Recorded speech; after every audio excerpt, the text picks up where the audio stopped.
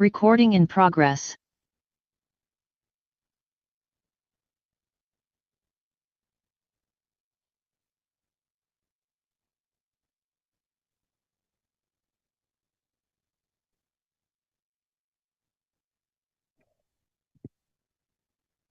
There'll be now an opportunity for meditation or silence prayer. Thank you. Be seated.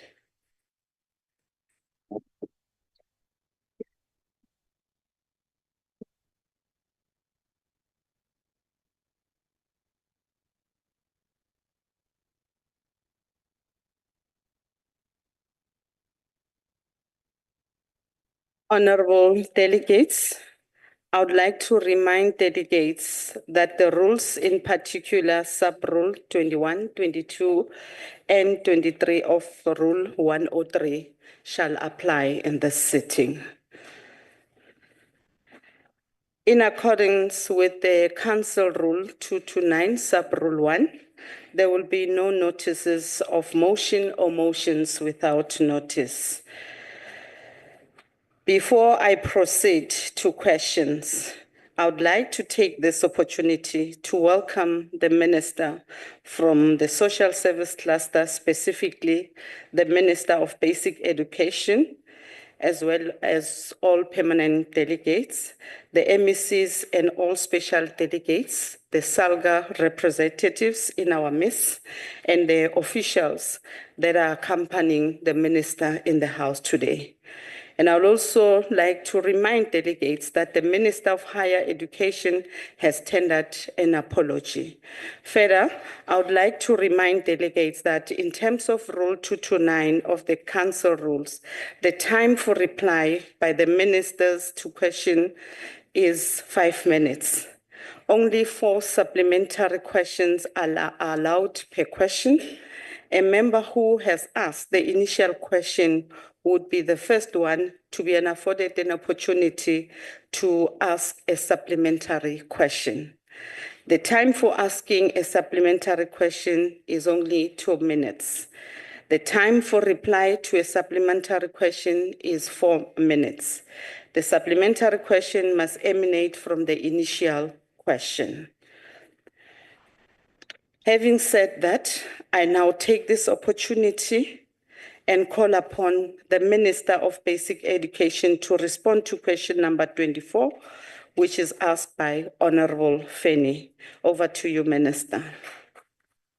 Now you can come to the podium.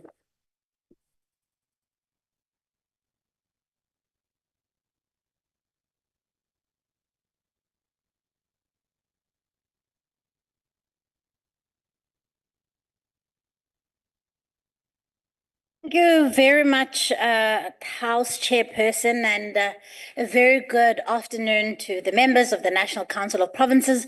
It's good to be with you again in the same week. I feel like I'm an honorary member of this House. Honorable Fanny asked a very important question regarding the issue around vandalism in schools and what it is that we are doing to engage communities about it. Honorable Member, vandalism and theft in public schools have an adverse effect on the safety and the security in our schools, and obviously will definitely impact the quality of learning and teaching. Provinces are generally responsible for preventing and addressing vandalism and theft of public school infrastructure, and the National Department of Education monitors and supports provinces in various ways. And so these are the number of ways that we've sought to support provinces in order to deal with this issue. One is the development of the National School and Safety Framework. This has been developed alongside with the South African Police Service so that we can see greater visibility of the police around schools in particular, so that we can make sure that schools are places of safety. We are also in the process of developing a protocol with the South African Police Service. The reason for this, once again, is that vandalism is not only something that is happening in communities, but also can very much be linked to criminal networks. And so our collaboration with the SAPS becomes very, very important. But also, it's also been important for us to launch school safety campaigns, Honorable Member, such as the Quality Learning and Teaching campaign.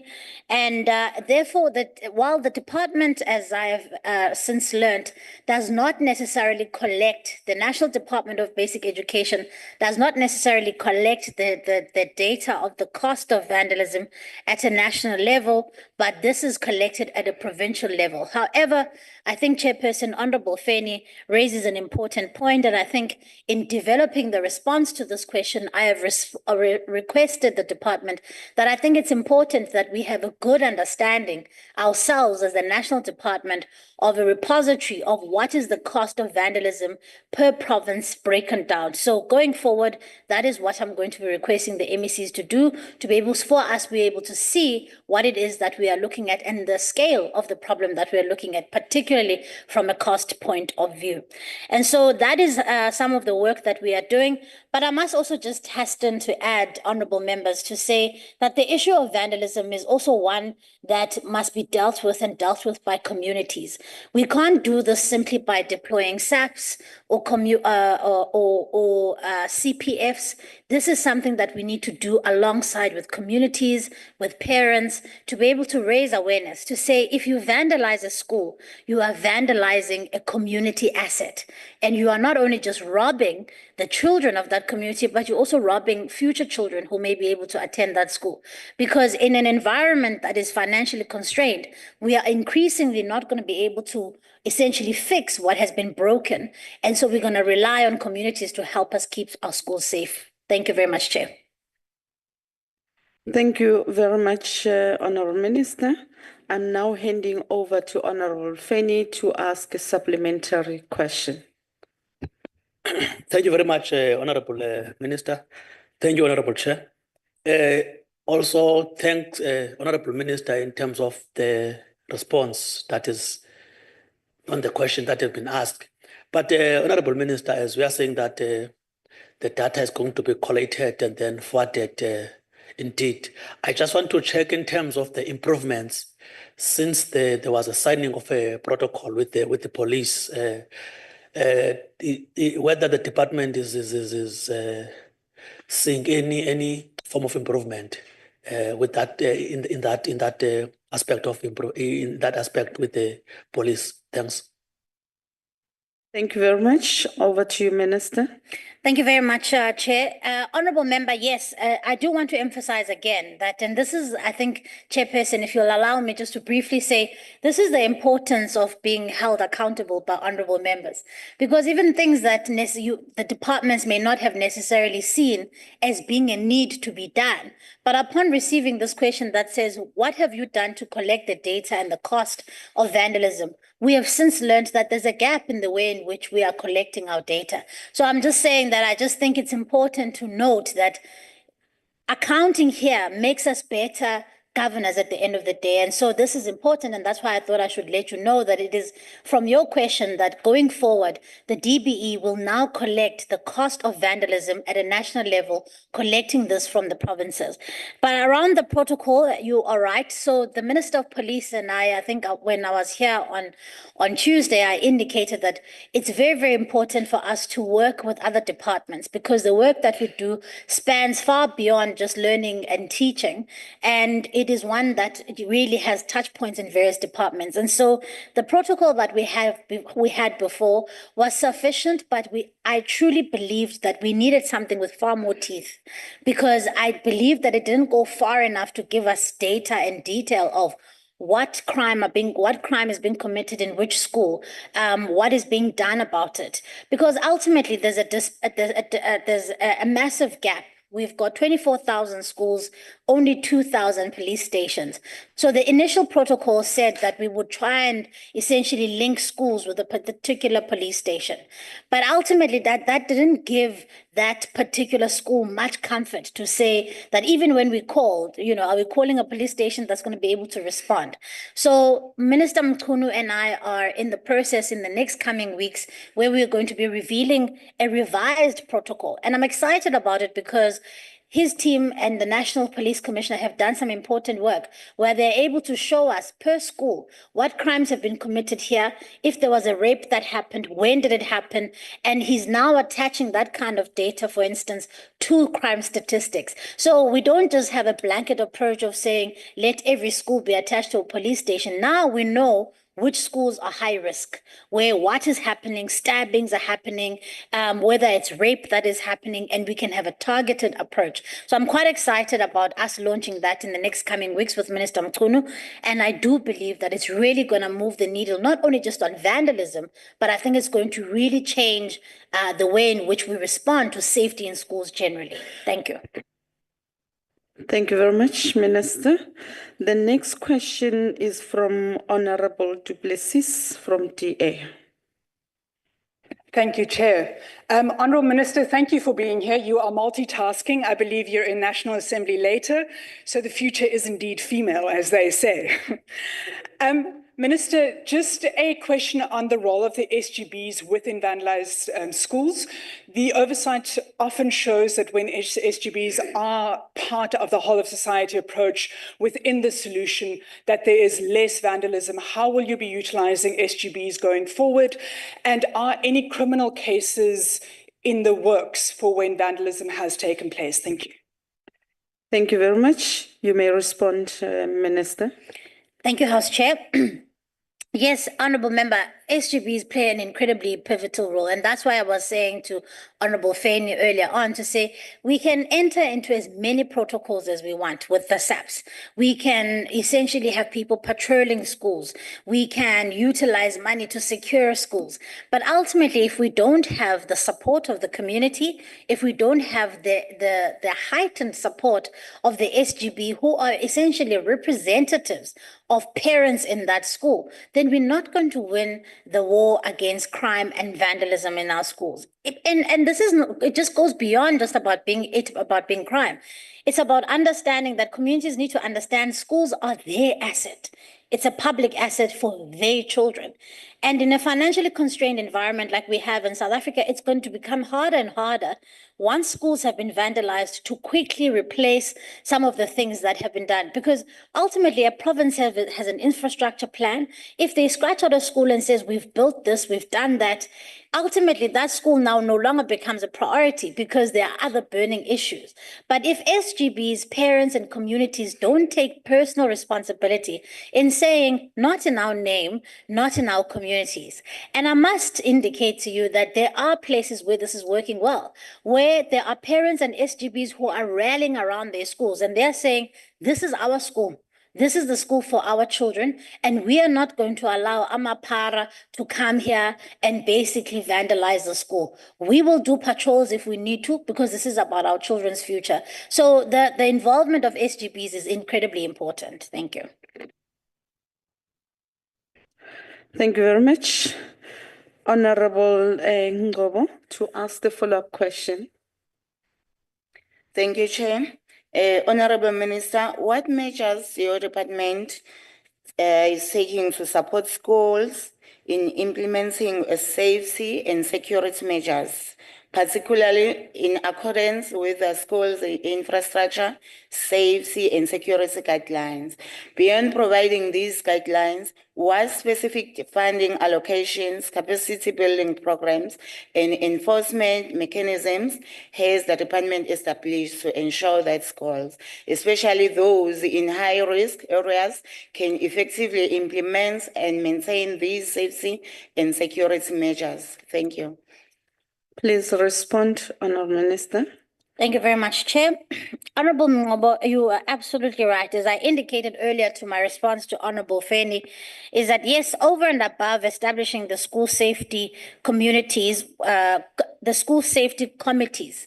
One of the things that we've done in the various provinces is to establish school safety committees, not just over and above what the work of the SGB is, but committees that are comprised of educators, that are comprised of police officers and SGB members. So the school safety committees receive training and support generally from the provinces in being able to see how best we can support schools in looking after their infrastructure in particular. But as I said, I do believe that the framework has been sufficient. But one of the things that has been really nagging at me since assuming this role is that I never believed that the framework that we have in place went far enough in being able to direct us exactly where the high-risk areas are. It's fine for us to have anecdotal stories to say, we know Manenberg is a high-risk area. We know that, Eldorado Park is a high-risk area. But we need to know a particular school on this date, this is an incident that happened. How do we respond to it? So that's why I'm saying that while the framework has served us well, one of the things that I've sought to do alongside with Minister Mchunu is to launch what we are doing around schools using crime statistics so that we can have a far more targeted approach in responding to the issue of schools and school safety.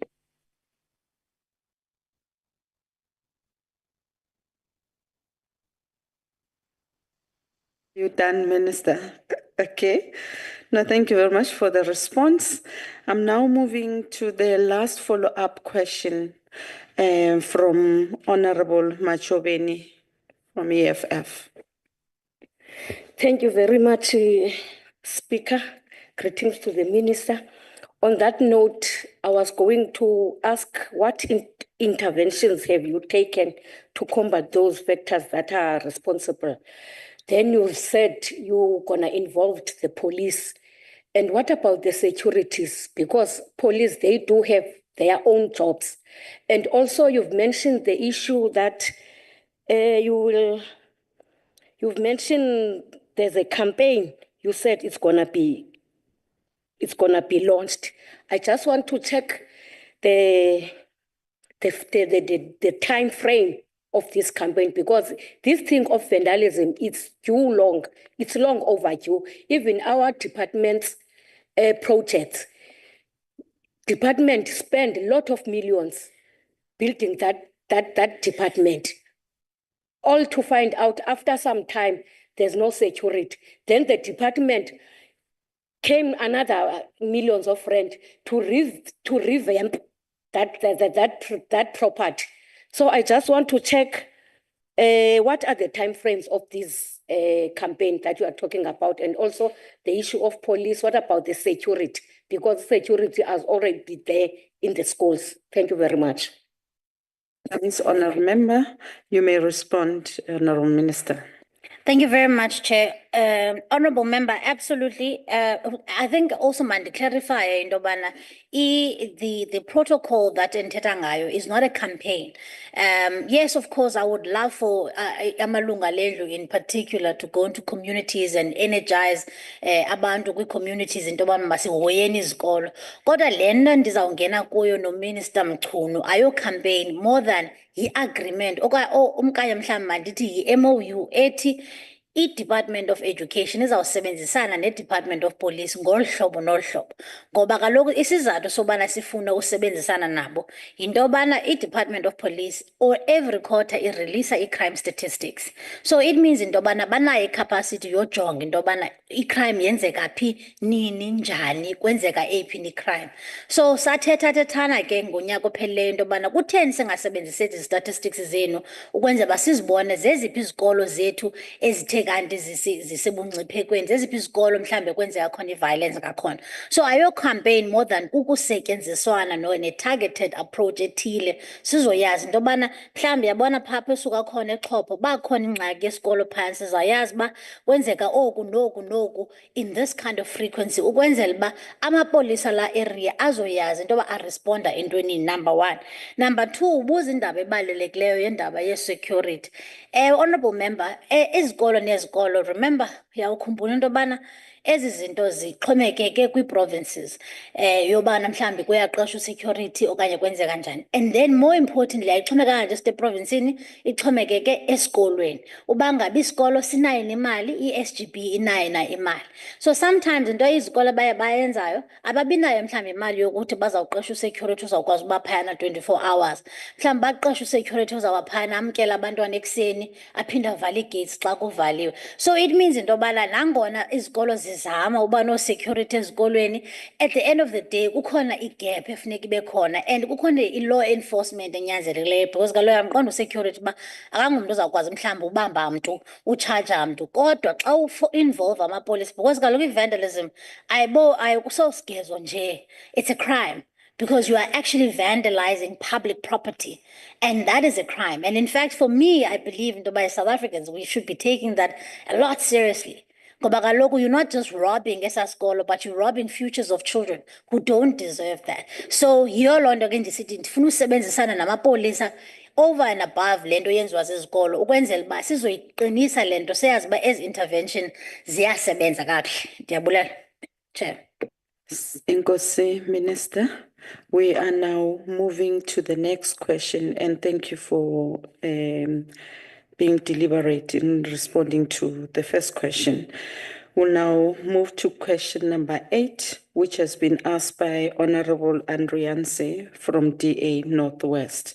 Over to you, Minister. Thank you very much, Chairperson.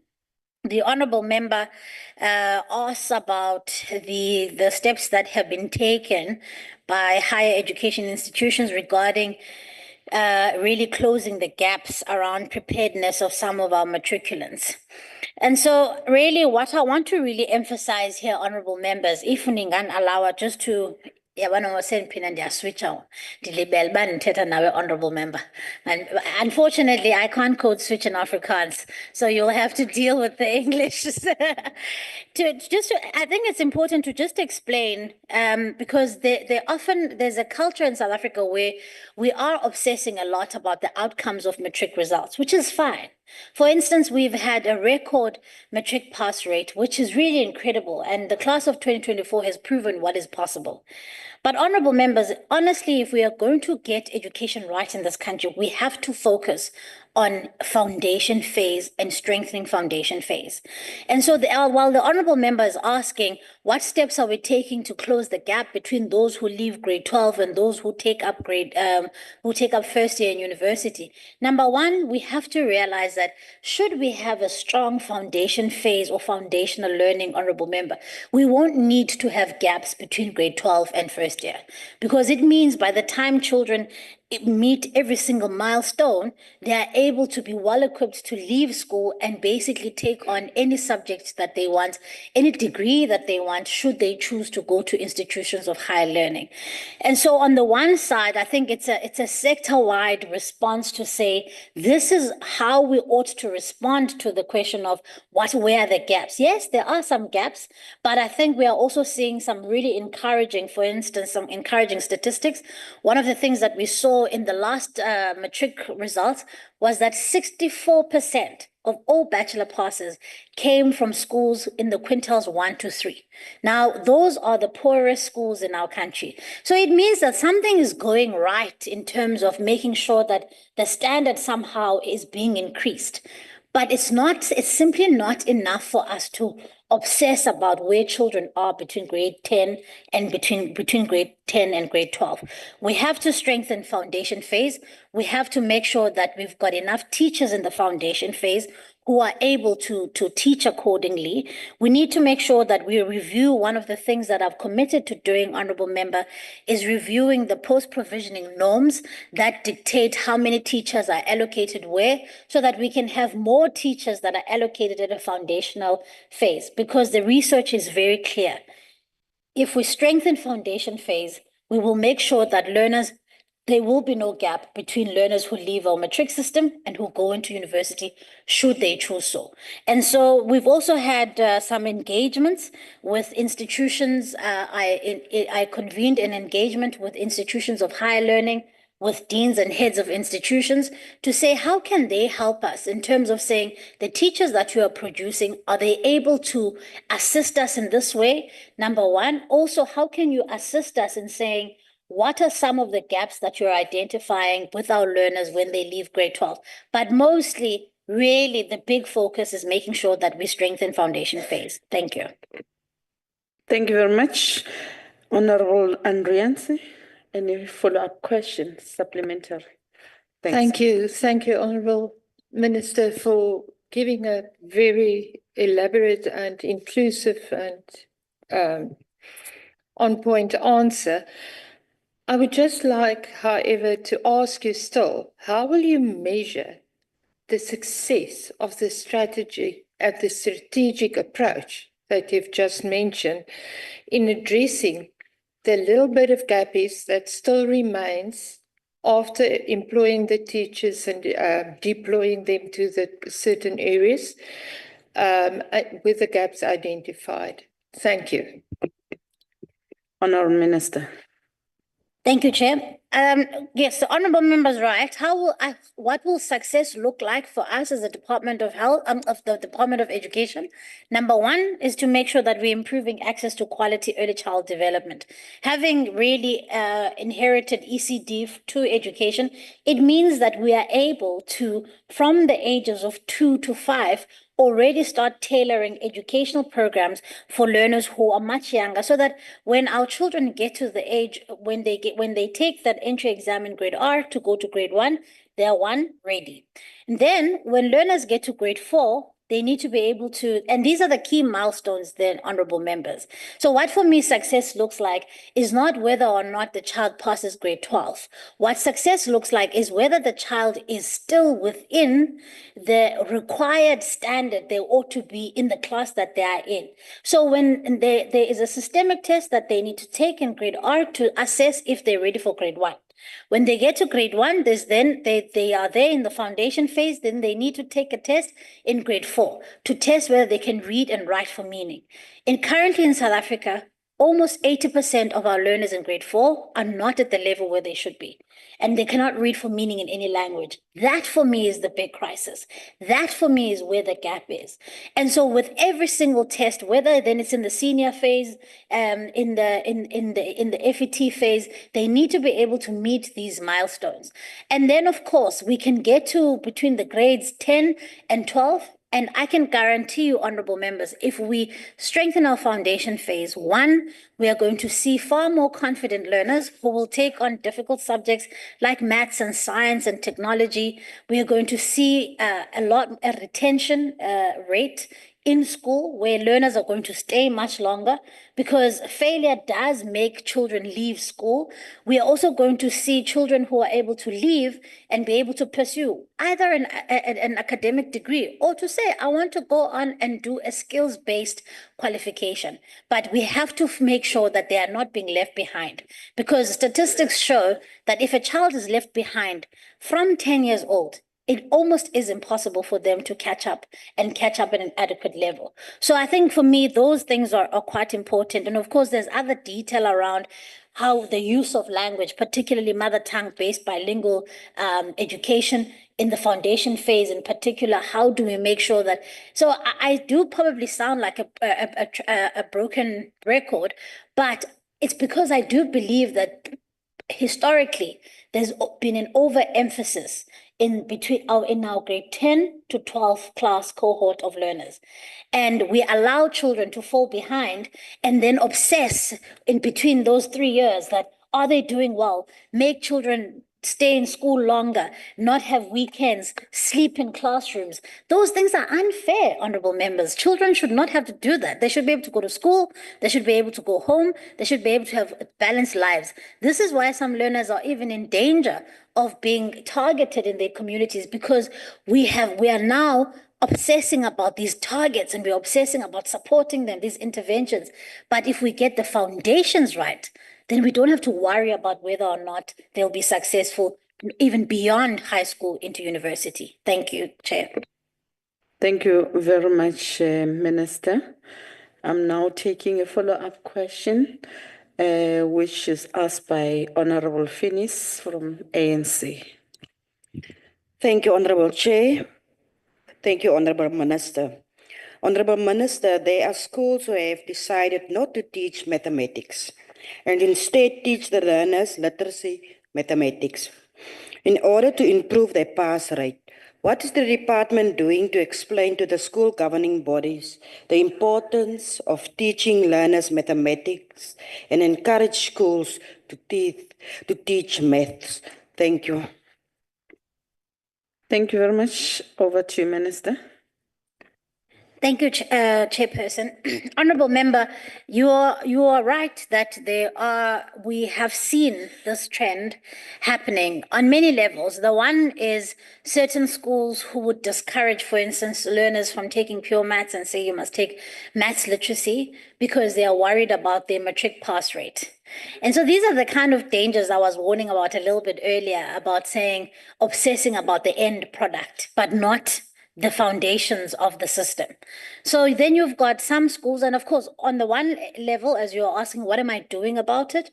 We've raised it with the MECs and we've said we're going to investigate. If we find that there are schools that are deliberately holding learners back or discouraging them from taking certain subjects because they're obsessing over their matric pass rate, then they will be dealt with, because that is a grave injustice to those learners.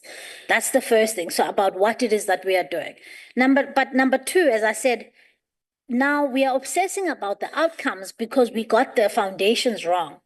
And so that's why I'm saying the strategic reorientation of the system is quite important, because we know that if children are well-versed in literacy and numeracy from a very young age, they are far more confident in being able to take on difficult gateway subjects such as maths, science, technology, and the like.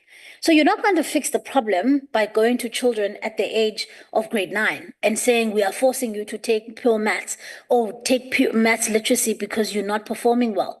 That's not how we're going to fix the problem. Because first of all, learners then are discouraged from taking it because they don't feel ready and they don't want to fail. So they'll simply say, well, we'll take on maths literacy. The problem then becomes far beyond what is dealt with in the DBE sector, beyond the education sector. Then it goes into a countrywide crisis. Because then when we're talking about joblessness, are we producing learners who are going to go on and pursue qualifications in university that is needed by industry? Because we know that scarce skills lie around math, science, technology, because that's where in 2024 what industries need. So we need to be able to encourage children to be able to take those subjects, but we need to be able to have them to do that in a much earlier age. And where it is happening, where children are being held back or discouraged from taking pure maths, that has to be dealt with because that is wrong. But to deal with the systemic issue is to say, make sure that the foundations of learning are strong enough so that you can have a cohort of learners that don't need to be encouraged or discouraged by teachers, that can easily say, I'll take on pure maths. I will take on the science subjects because I am capable of doing so. Thank you, House Chair. Thank you very much, Minister. I'm now inviting Honorable Aris to make a follow-up question. Thank you very much, Honorable Minister.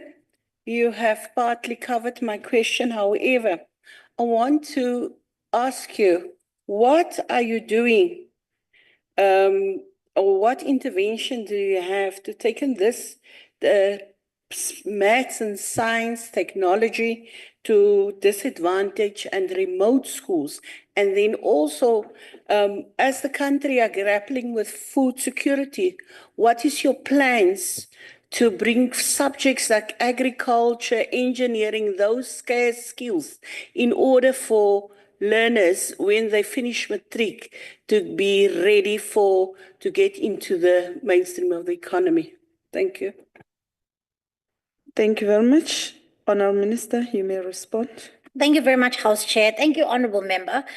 So the Honourable Member asks is what are we doing to encourage particularly quintiles, previously disadvantaged schools, so quintiles 1 to 3 schools? Firstly, I must say that one of the most pleasing surprises I've had since assuming this role is the trend that we are seeing in particularly rural areas and how well our quintiles 1 to 3 schools are performing. And I think there's a reason for that. There's a basket of reasons. The reasons are around, firstly, the provision of the National School Nutrition Program, the fact that children are not going to school hungry, that helps a lot. The fact that children also have access to social grants, that also helps quite a lot, and it helps keep children in schools. But also we're seeing a trend, which we don't necessarily have the scientific reasons for this, but where rural areas in particular are outperforming metro areas in terms of performance. So I'll give an example of my current fascination, which is the district of Alfred Nzo, where this district, a very poor part of the Eastern Cape, very rural, very remote, but is thriving. There are schools there that are doing incredible work. And I'm quite interested in finding out perhaps why it is that schools in rural areas are performing better than in metro areas at the moment. But the point I'm trying to make is that I think we've managed to really try and make sure that those schools have access to math, science, and technology. And I think you're absolutely right, because of course, if we're making sure that those learners have access to those subjects and they are able to perform well in those subjects, it means that they could very well be first generation degreed people from their homes.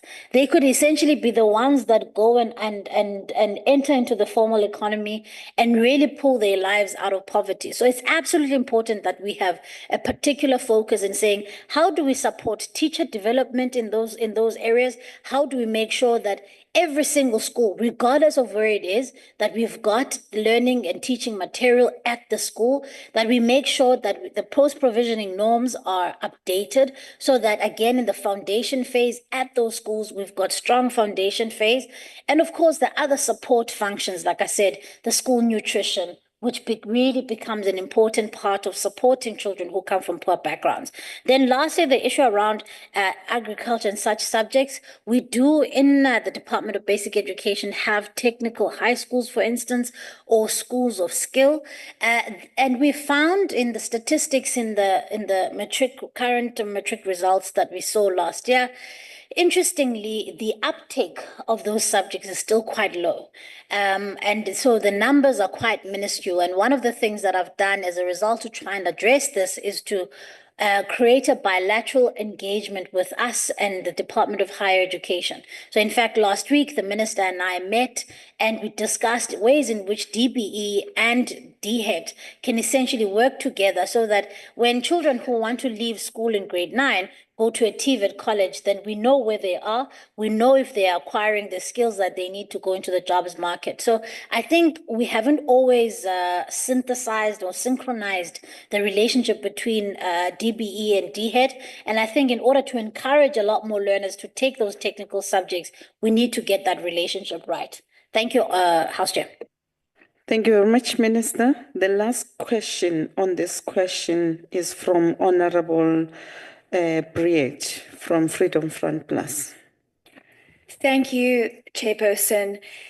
Minister, you've briefly touched on it in your previous answer, but teachers play a crucial role in strengthening foundational skills. What measures are being taken to enhance teachers' training, specifically in under-resourced schools, not necessarily poorer schools, as you said, they were performing better, but under-resourced schools, to better equip educators with the skills and resources necessary for what they need to improve these skills? Thanks. Thank you very much, Honourable Briet, and over to you, Minister, for your reply. Thank you very much, Chair. Yeah, Honourable Member, you are absolutely right. The educators are the backbone of the system. So we can have all the statistics, we can have all the data that we need. But if we don't have quality teachers in the classroom, we're not going to be able to deliver quality education at all. And so in whatever plans and priorities that we have, one of the key 5 priorities that I've set in the 7th administration is around teacher training and teacher development. So on the one side, it's obviously improving and previously, as I indicated to a member earlier, that previously the obsession or the numbers around educators were skewed, particularly towards high school. And of course, I think the country at the time was fixing for a particular problem, but now we have to actually skew the other way, because now we're realizing actually that we've got to get the foundations of learning. So what am I doing around teacher training around that? One, we've spoken and we've met with institutions of higher learning to say to them, how can you assist us in developing a strong curriculum delivery method for teachers in the foundation phase? Number one, now that's number one. Number two, we have reorientated the Funza Loshaga bursary scheme that the department has to prioritize and to favor those candidates who want to do particularly foundation phase teaching. Then the post-provisioning norms that I spoke about that need to be updated. That's important because it's about that leaning I was talking about to say, now we're putting a greater emphasis on foundation phase in particular for teachers. And then I think the last thing, which is incredibly important, is around what we call the 5 T's. Firstly, making sure that teaching and learning time is not interrupted, whether you're in grade R or you're in grade 12, that all of us make sure that even in our oversight visits, we always make sure that teaching and learning time is not interrupted. Learners barely have just over 200 days a year for their academic program, and it is a packed academic program. So time on task, teacher preparedness. So while all of these things around teacher development are being done and continuous teacher development is being done, we also need to make sure that our teachers are prepared for lessons. Textbooks become important because a teacher can be excellent, but if there isn't the quality material she or needs in the classroom, they're not going to be able to get the results that they need. Technology and the use of technology, that becomes incredibly important. That's why connectivity in schools becomes also key. And then lastly, testing, whether it is continuous training and upskilling of teachers or testing of the learners, that becomes quite important. So those are the things that we are doing around making sure that we are taking teachers along with us. When people talk to me and say, well, you know, we've got to move to getting to robotics and doing this, those things are important, but it's also important that we get the foundations and the basics right.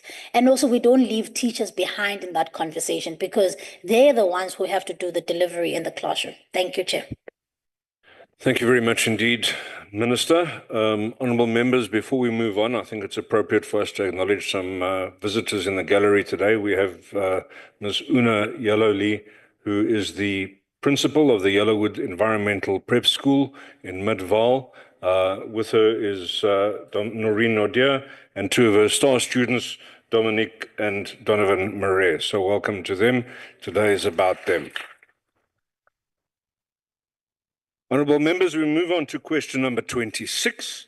It was posed by Mr. MP Sibande and relates to improving literacy and numeracy skills. Over to you for the reply, please, Minister. Thank you very much, Chair. And again, a very important question, I think, which has been linked to the conversations that we've been having this afternoon. But I mean, I think, Chair, firstly, I must also indicate that because the honourable member specifically says, you know, you made some commitments in your budget vote speech in July 2024. And so what are some of those things that you've done? And so the first thing is to indicate that there are no quick fixes in improving quality outcomes in education. And some of the green shoots that we are seeing are things that would have been started years ago through trial and error and to see what works, what doesn't work. So we have to accept that an education system takes a minimum of 5, 10, 15 years to turn around. So yes, I've made some great commitments to saying, what am I going to do to turn things around, to speed up that kind of improvement? But remember, I may not even be here by the time we are reaping the benefits of some of the decisions that we are making here today. So the first one, I think, which is important, is obviously the reorientation that I spoke about towards foundation phase. But this member is also specifically asking around literacy and numeracy. Honourable Member Sibande, we are nowhere near where I would like us to be in terms of international benchmarking tests. And in fact, it is a bit of it is not just a bit. It for me is actually the big crisis in South Africa. A lot of people ask me about a 30% pass rate in the country, and I say to them, only just over 100 learners would have passed with some subjects with 30%. Number one, there's no 30% pass rate in South Africa, but just over 100, it's a 0.1% of learners who would have been those learners who are taking subjects where they would have gotten 30% in some of them. But you compare the 0.1% with the 80% of grade 4 or 10-year-olds who can't read for meaning in any language, that is the biggest crisis. And so that's why I identified literacy and numeracy as the thing that we need to intervene on. And this is exactly why we are saying the strategic reorientation to foundation phase is where our answer lies. And so besides the fact that we've made this strategic reorientation, we've got a number of strategies. Number one, the National Reading and Literacy Strategy of 2024 to 2030 prioritizes how teachers teach effectively literacy skills. We've also seen some great results from the advocates of those who talk about mother tongue based bilingual education, who are showing that children who learn in their mother tongue longer in school, so when their mother tongue including English, perform far better than children who do not. So let me make an example. A black child coming from Mqanduli who comes and who studies grade 1, grade 2, grade 3. So for 4 years or for 3 years, let's start in grade 1. For 3 years, they are studying foundation phase in isiXhosa. And then in grade 4, you expect that child to switch to learn in English. Now they are learning through English and English at the same time. They're learning the language and learning certain subjects through the language. So that is some of the things that we haven't always gotten right as a country. And so research shows that, in fact, the reason why Afrikaans and English-speaking children are performing far better than Black children in quintiles 1 and quintiles 3 schools is not because they're smarter. It's because they get to speak the language at home and they get to speak the language at school. And as a result, they are cognitively far advanced than children who are left behind because of language. So those are some of the things we have to make sure that we are getting right in this strategic reorientation. And then, of course, lastly, I'm running out of time.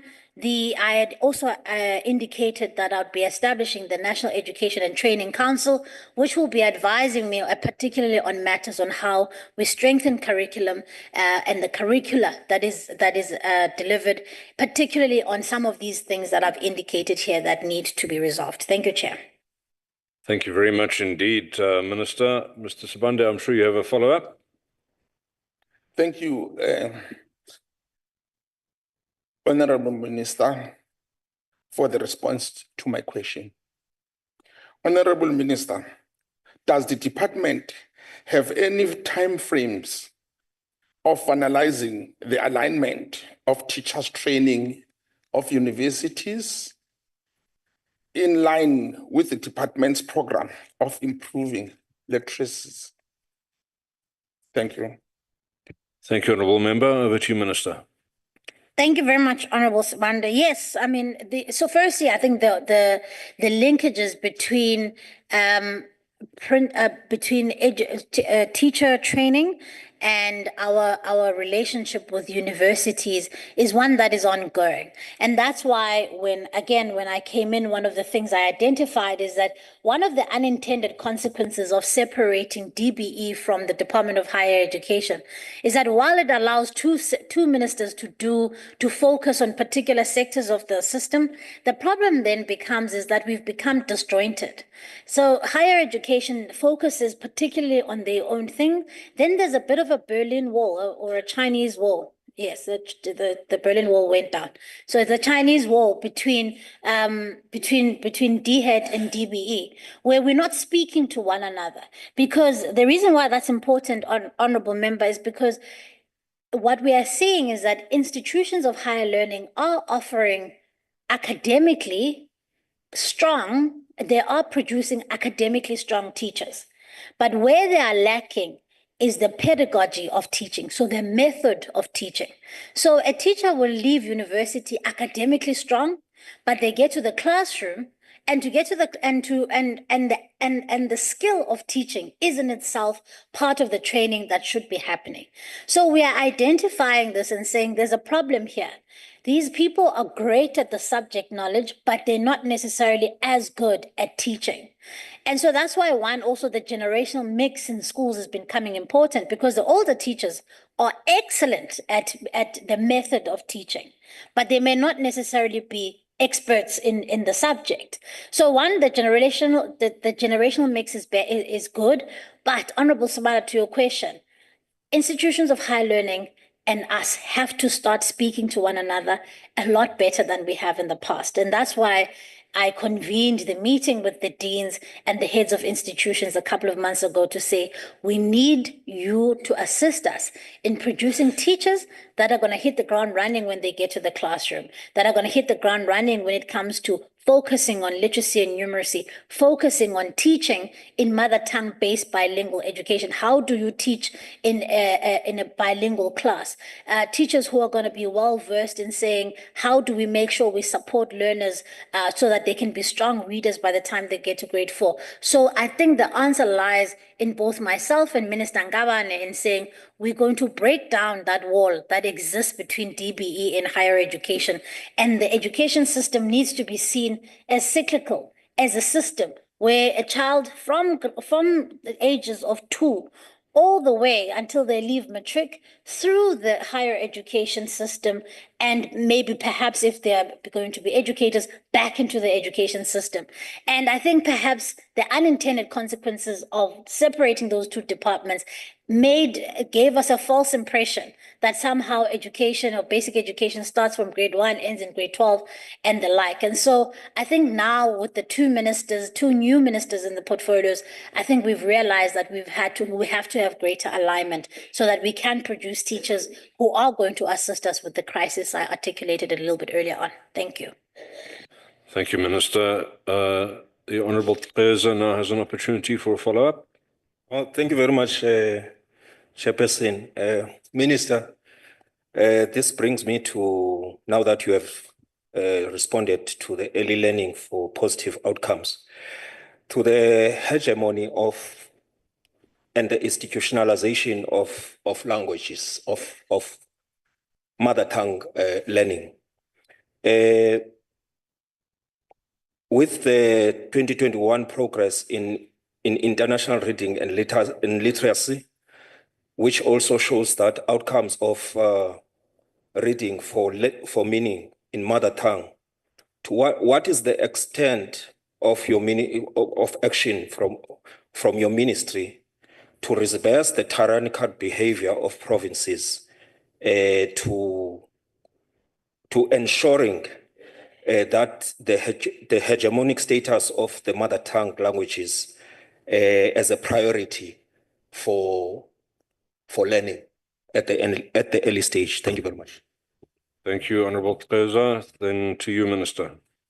Thank you, Honourable Member. Absolutely. I mean, I think I made the point a little bit earlier when I was saying the greatest injustice, in my view, is people who are doing this kind of work, who are doing this kind of research, are saying part of the reason why countries like Finland, for instance, completely outperform most countries in the world is because their children are learning in mother tongue.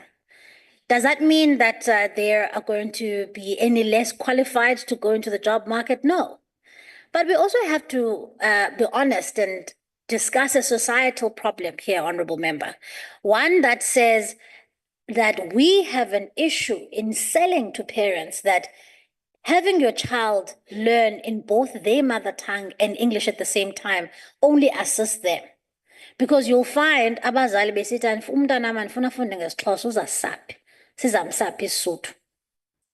So we also have to change our mindset as a country to say that is fundamentally flawed, Because as I was saying earlier, children who study in English and Afrikaans are not any smarter than children who don't. But because they speak the language at home, and then they speak the language at school, they write the language, they dream in the language, they're obviously going to outperform when it comes to math, science, and other subjects. But we still have a problem where we have to convince parents that this is internationally recognized strategy that says, we're not saying we're taking away your language. We're not saying you learning in your mother tongue for the first 5, 6 years of your life, you're not going to be able to learn English. In fact, research shows that if you are able to be well-versed in your mother tongue first, you are much better placed to be able to pick up an additional language, even a third language, because cognitively you would have developed a lot quicker. And so on the one side, we are moving with pace in rolling out mother tongue-based bilingual education. You will see, honorable members, that we are going to be tabling our annual performance plan and our 5-year strategic plan. So you will see that reflected in those. We've got indicators that you can hold us accountable to say you've said you would do this here in your APP. So you'll have access to that. We've included that because I truly believe, and not just me, but the experts in this field do believe that our answer to our literacy and numeracy problem also lies in the language of teaching and learning. So as part of a package of solutions, we are definitely focusing on that. But we also have to deal with some of our attitudes in our communities to say that, there's some incredible work being done by experts in developing languages so that they can cater for complex subjects such as maths and science, where we can have terms for certain things. Our languages can only improve if we put an effort in those. And so it's also exciting to know that for the first time this year, we are going to start seeing the rolling out of textbooks that talk to mother tongue-based bilingual education. So we are moving with pace, and I'm hoping that as this gains momentum and as we start to see and shift the results to show that children are performing better, that parents can start to see that there's value in valuing their mother tongue, in making sure that their children are successful in school. Thank you. Thank you very much, Minister. The opportunity now goes to Honourable du Plessis for a follow-up. Thank you. Oh, goodness, I forgot your title for a moment. Apologies. Thank you very much, Presiding Officer. Honourable Minister, you have announced a number of interventions to refocus and strengthen reading for meaning, foundational literacy, and numeracy. How will you utilize ECD that has rightly so been moved to the Department of Basic Education? Thank you, Mr. du Plessis. Minister? Thank you very much, Chair. The honourable member is absolutely right. I think, I know when the department was onboarding me when I first came on, they said, look, when this move happened back in 2022, they were anxious because they were inheriting a function that did not naturally belong in the Department of Education, in the sense that the way in which the function was designed under social development was very different from what education would need to do. Under social development, the function was more of, child care, as opposed to being educational institutions. So they were nervous, but it was the right thing to do because countries around the world who have good education systems that are providing and producing results show that children, in some countries, even the compulsory school-going age is even lower, where they're lowering it to 3 years to say from that it is a legislated compulsory school-going age.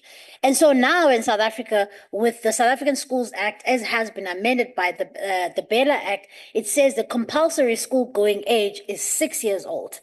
However, in my view, at some point, once we've refined how we've adopted and taken on board the ECD, we should make sure that number is a lot lower. because otherwise we risk producing two types and two different 10-year-olds. The one 10-year-old is a child who comes from an affluent area, who goes to a very good school, who comes from a wealthy family, where they're able to be read to at night, where they're able to play with puzzles, where they're able to have a playroom, where they're able to go to prep school, grade R, grade 1. By the time they get to even grade 2, they're able to read and write for meaning. And then you get a child from Kwakwa who comes from a poor background, who for the first time they interact with a book when they're 7 years old. And then these two 10-year-olds take the same test when they get to grade 4. The very same international test, they take it together. The 10-year-old from Kwakwa takes the same test. They've only interacted with a book for 3 years. The 10-year-old from Santon takes the same test. They're able to write and read for meaning way before that time. And so if we don't focus on saying, how do we strengthen ECD as now the function, we risk creating two different types of 10-year-olds. And I'm afraid that the latter 10-year-old from Kwakwa, there's more of them than those who are not from, or who are from Santon. And I worry about leaving an entire generation of poor South Africans who, not by their own doing, but have been let down by an education system that didn't recognize that early child learning is how we equalize the education system, not by obsessing about whether or not you've received 2 A's, a bachelor pass, but by obsessing about making sure that both of these 10-year-olds are able to read and read for meaning together at the same level. Thank you. Thank you again, Minister. The House now recognizes Honourable Majola for the last supplementary question on this item. Thank you very much, Chairperson. Honourable Minister, arising from your responses, you strongly emphasize that for every success program, it has to start from the foundation. And also the value for money is also critical. The early grade reading program received an allocation of 1.2 billion in this current financial year. I want to check, Honourable Minister, as to how much has been spent to date, and can you please provide us with the tangible outcomes or impacts indicators such as improvement in grade 3 systematic evaluation scores. Honourable Minister, maybe if you can also give us an indication on a provincial picture as to whether is there any provinces that are lagging behind in terms of addressing the two challenges. Thank you. Thank you, Honourable Member. I'd like to remind members they're allowed one supplementary question at a time, but over to you, Minister, for your response. Thank you very much, Chair. I will try and cover all the questions. The one is around, and I think it's a very important question, around value for money. South Africa spends a significant portion of its GDP towards education. And the question becomes, are we getting value for money? I think firstly, if you asked me, the allocation that we have for early grade reading is absolutely apt. And I'm assuming you're talking about the 2024-2025 financial year. And I am hoping that we are able to see an extra allocation in the coming year, because the early grade reading strategy has been really great in a number of provinces. For instance, the Eastern Cape has rolled out a number of pilot projects to see how they can utilize that strategy. And so it has been quite good across provinces. But the other question that you asked is around our own assessment of it. And so for the first time this year, what has been last year, for the first time last year, what is exciting is that while we were taking part in 2 international benchmarking tests, for the first time we developed a South African benchmarking test. The reason why that's important is because sometimes international benchmarking tests don't take into consideration some of our South African context. For instance, the fact that we've got 12 official languages. So while we compete with other countries, very few countries have our circumstances. So for the first time, we have a South African grown assessment system. Unfortunately, Honourable Member, the results are not good. Once again, as I was saying to you earlier, The results that we are seeing both from TIMS and SACMEC, these two international ones, and our local benchmarking tests, the results are not good because they are showing that children, even in grade 1, 2, and 3, are battling to read to an acceptable level. In fact, if I had a slide to show you, and so I will send the House Chairperson some of the details because I won't be able to get into some of the specifics because the Honourable Member was also asking about particular allocations of money to various provinces and the like. So I'll send those details. But just to paint a picture for you that the way in which the assessment is done is it looks at emerging, which is the first sort of standard for a child. And then it looks at various others. And then the last one is advanced, basically, which means that the child is actually at the same level of that grade. Almost over 60% of our children in South Africa in those grades, 1, 2, and 3, are not at the acceptable level of the grade that they should be in. So when I ask the people in the department, what does emerging mean if you're taking this test in grade 3? They tell me that it means that that child cognitively is probably in grade 1. And that's a crisis of massive proportions. So I would want to see the early grade reading strategy expanded a lot more aggressive, with a lot more resources attached to it. Because if a child is 2 years behind that the grade that they are actually in, when do we expect them to catch up? And that's deeply unfair for that child. It means that we've set them up to fail. So I will send some of the details around expenditure, but I've been encouraged by how provinces have taken on the strategy and they're moving with pace. But I would like to see it expanded a lot more because the results we are seeing in our own domestic assessment tests are not good. Thank you. Thank you very much, Minister. Honourable members, we now move on to question 18, which was posed by the Honourable Breert. She's asking about the change of a school's language policy, and then hand over to you for the response, please, Minister. Thank you very much, House Chair. This was a very specific question because it referred to a particular school in the Free State. So I'm going to have to just look at my notes as opposed to explaining. So the school in question, honourable members, is Boshoff Primary School in the Free State. So I have been advised of the following. This school is an Afrikaans medium school with an enrollment of approximately 400 learners, the majority of which are Setswana home language speakers or speak Setswana themselves. The school is a feeder to Boshoff Secondary School, which is an English medium school. It is understood that learners from the primary school who move to the secondary school face challenges adapting in English medium school after learning in Afrikaans medium in the primary school. The Free State Department of Education undertook an informal consultation process with the primary school with the aim of progressively introducing English as a language of teaching and learning after identifying language challenges as a cause of underperformance in the school. Informal discussions were also held with educators at the school, leading to a planned meeting with SGBs on the 19th of February. This meeting did not materialize as the SGB was not correct.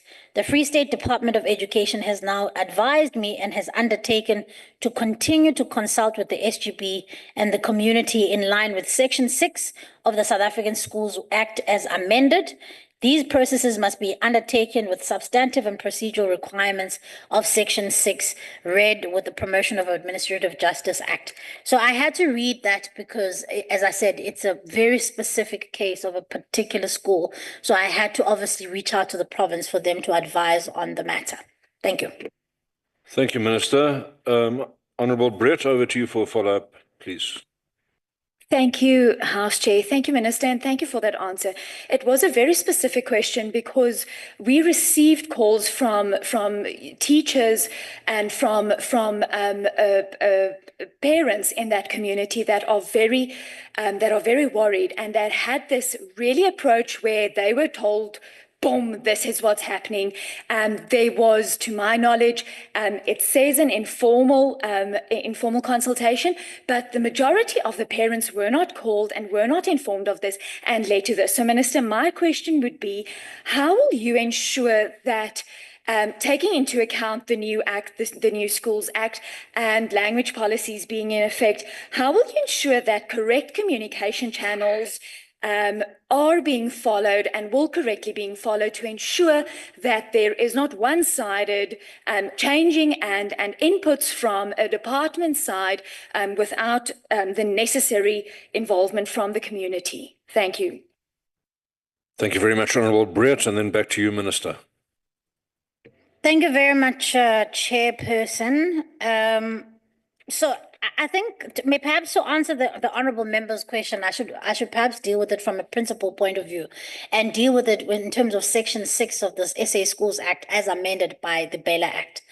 Now, the reason why this is important is because without going to the specifics, because it's very difficult for me to then say on this date, this meeting took place, but I've been advised by the province that the consultations that have taken place thus far have not actually started the process, are not actually starting the formal process of changing the language policy in the school. And then that's why they've emphasized in the letter to me that these have been informal consultations. Now, let me move to what the legislation says. Now, the legislation is very clear, and I think perhaps if you are getting questions from parents and members of the community, to assure them of the following. The SA Schools Act has been amended such that, in fact, the changing of a language policy in a school is a far more engaged process than it was before. It is a lot more stringent, and it actually allows a lot more input, not only from just the school community, but the broader community in which the school finds itself. So there is no scenario in which the school can unilaterally decide to change a language policy, or the SGB can unilaterally change a language policy. It has to be in consultation with also the Department of Education in the province. But I have been assured by them, and this is now what is in the legislation. And so the legislation was commenced with in December. So it is in full effect as of now. So they would be bound not only by Section 6 of the SA Schools Act as amended, but they would also be bound by the Constitution and essentially administrative justice and Section 33 of the Constitution. So I think you can assure them that there are enough protections in the law that would allow the parents to have a voice in how the process is done around the changing of the language policy. Thank you. Thank you very much, Minister. Let's now hear from the Honourable Adriaanse. Thank you, Minister. You've partly covered me in your response now, but this is more concerning because this might happen, that unilateral changes to school language policies could undermine the authority of school governing bodies and communities. So you stated that under Section 6 of this South African Schools Act, this reported insufficiency of community consultations should not happen, as in the Free State case. What immediate steps will you take to ensure that other provincial education departments adhere to due processes and respect SGB autonomy and communities? Thank you. Thank you, Honourable Adriaanse. Minister, your reply? Thank you very much, House Chair. I think you'll find, Honourable Member, that even in Section 6 of the SA Schools Act as amended right now, it really does reinforce the powers of SGBs in determining not only language policy, admission policy, and the like. And in fact, if you were to ask me, the success of an education system is one that recognizes the different phases or the different elements of autonomies that exist. Now, number one, the national minister must recognize that the provincial Department of Education has its powers and respects that. Number two, the provincial education department must accept that the SGB has its powers and must respect that. And then ultimately the management of the school. And so that's how the education system is tiered. And so if all elements of the education system respect the autonomy of the other adhere to the legislation, I think you will find that you are unlikely to find a scenario where there's been a unilateral change or overriding of SGB bodies. The legislation, as I'm saying to you, the SA Schools Act, as amended right now, actually provides a lot more greater protections to schools, to SGBs, to provinces, and actually stipulates. And as the regulations, as you will recall, honorable members, that we're in the process of developing regulations that will accompany the SA Schools Act as amended. As those regulations are being drafted, you will see that it will guide schools a lot better. It will guide provinces a lot better in saying, how do we do this? How do we undertake this process? But provinces know the law that guides them.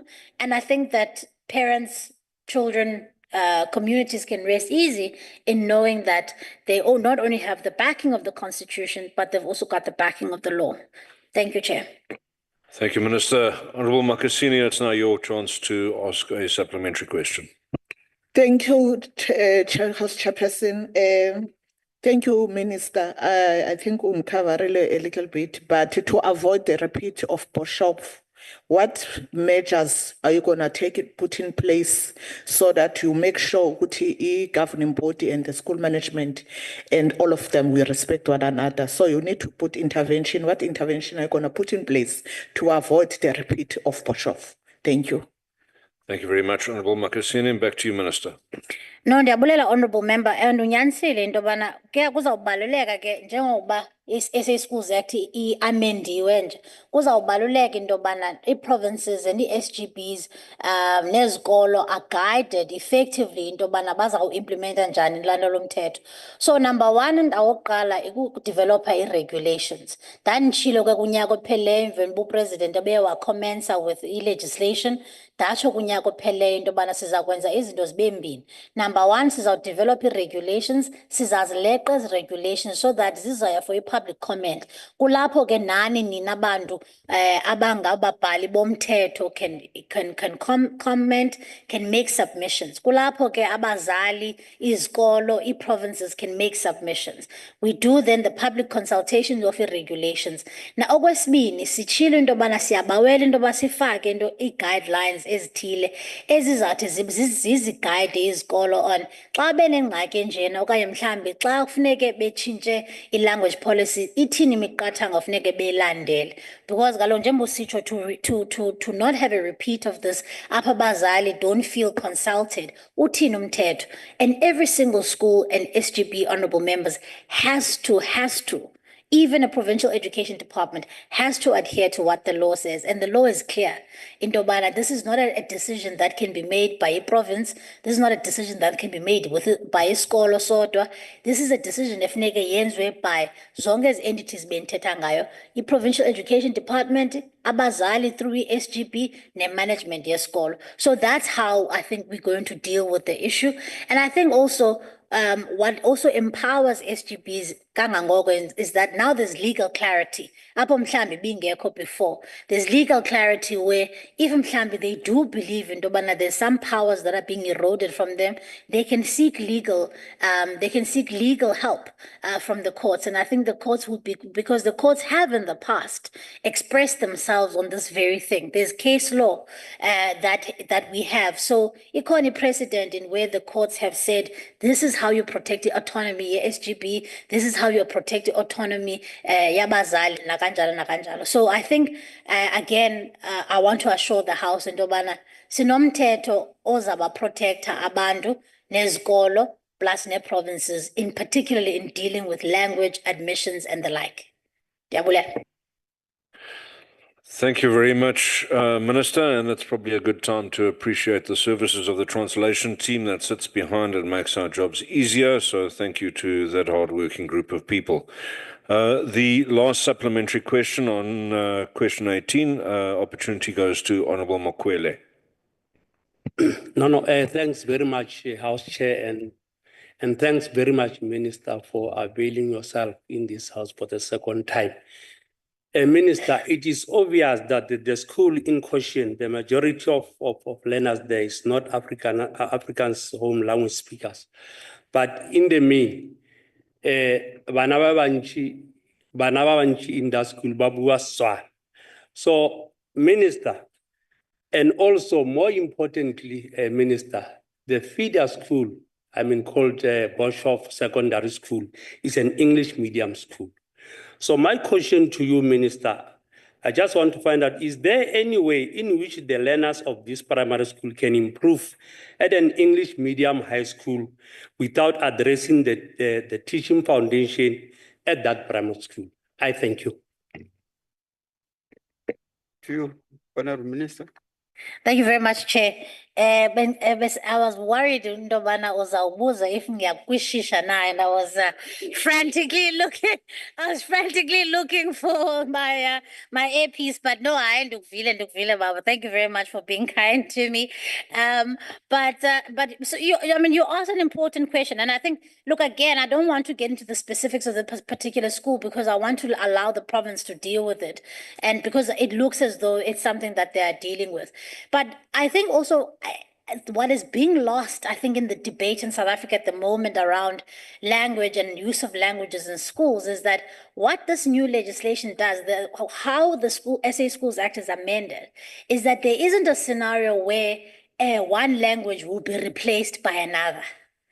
The legislation is clear. It says if there is a need that has been proven, that there needs to be an introduction of an additional language, it is incumbent on the province to then provide the resources to add a language. And it's a bit unfortunate that the politics around the conversation here have made it seem is that it's either or, where it is not. It's about, should there be a need, then the province is now obligated to add additional resources to say, yes, this is an Afrikaans medium school, but now more than 50% of the children who go to the school are Setswana speaking. Once they've followed all of those steps in the law that it states about the consultation, what must happen, let's say now there's an agreement about, yes, we want to add Setswana as an additional language, then the province has to provide the resources, the teaching, the LTSM, well, it seems now that children are mixed anyway, but it needs to then provide, it makes provision for the addition of another language. So again, I think because I'm glad also members are asking these questions, because there's no scenario in the law where a language is being replaced by another. There's simply a situation where an additional language is added as the need arises. Thank you. Thank you, Honorable Minister, for your succinct answers concerning this question. And then the next question is question number 19, asked by Honorable Churamping Mpungose, but it will be taken over by Honorable Makesini. Over 2 minutes. Question number 19.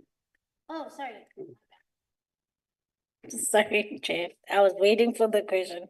I forgot.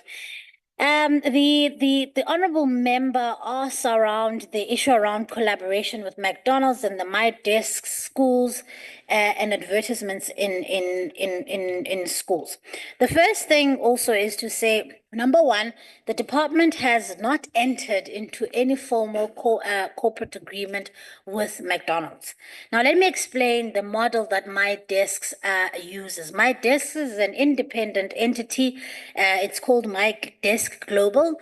They've done their own research around the economic value of their desks, and they've gone through to UNESCO for the approvals of whether or not these are suitable for the use in schools and by kids. And they've done that independently of us, because these are not our desks. These are desks from My Desk Global. So they have received the scientific guidance around the design of these desks and why and how it is that they are designed, number one. But then what they do to donate desks to schools, what they do is they then approach companies and communities. It could be, for instance, if you are from Eduja, it could be Build Right, where they go to Build Right and they say, do you want to buy some desks from us so that we can donate these desks at your school in your local community? So I think it's important because these now have become McDonald's desks. I never entered into a collaboration, or the department is not in a collaboration with McDonald's.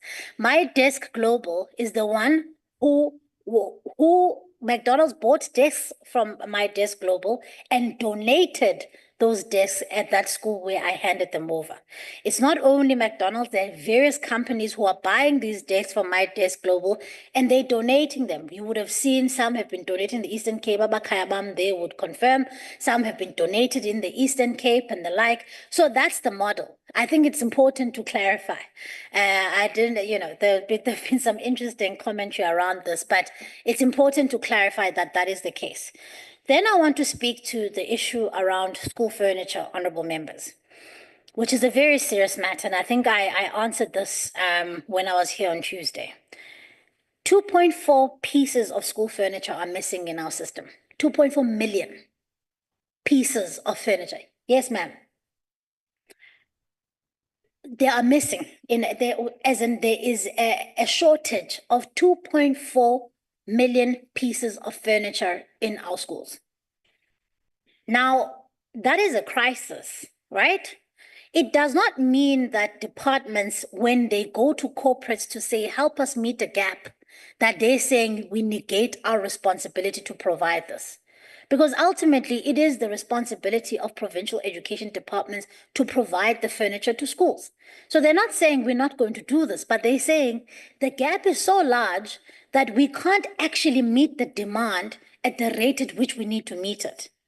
Now, if you've ever come from, or you've been to any township in South Africa, really, anywhere, you will know that often there isn't enough space in the home where children have to do their homework on their laps, or they have to do their homework on a bed. And that's not conducive to learning at all, honorable members. And so when this company said, My Desk Global said, we have a solution that says a child may be able to take that desk home and be able to do their homework with a solar-powered lamp that allows them, whether or not they've got electricity at home, whether there's load shedding, whether there's even electricity in the area, they are able to create a little workstation for themselves with a solar-powered lamp where they're able to do their homework in a way that any other child who comes from a home that has the space can do. So collaborations are important because we are not going to meet the demand of 2.4 million pieces of furniture we do not have in the system in a year. I indicated here when I was talking about infrastructure the other day that infrastructure gaps in this country are so huge. Over 100 billion rand of money is needed just to meet the infrastructure demands. So we have to embrace partnerships. But I also said on Tuesday that we have to look at how we are accepting corporate partnerships and how advertisements on those pieces of furniture that we accept are done. Because I accept that we should perhaps look at a policy that can guide us on how best we do that. Thank you very much, Chair. Thank you, Honorable Minister. The next follow-up must come from Honorable Makesini.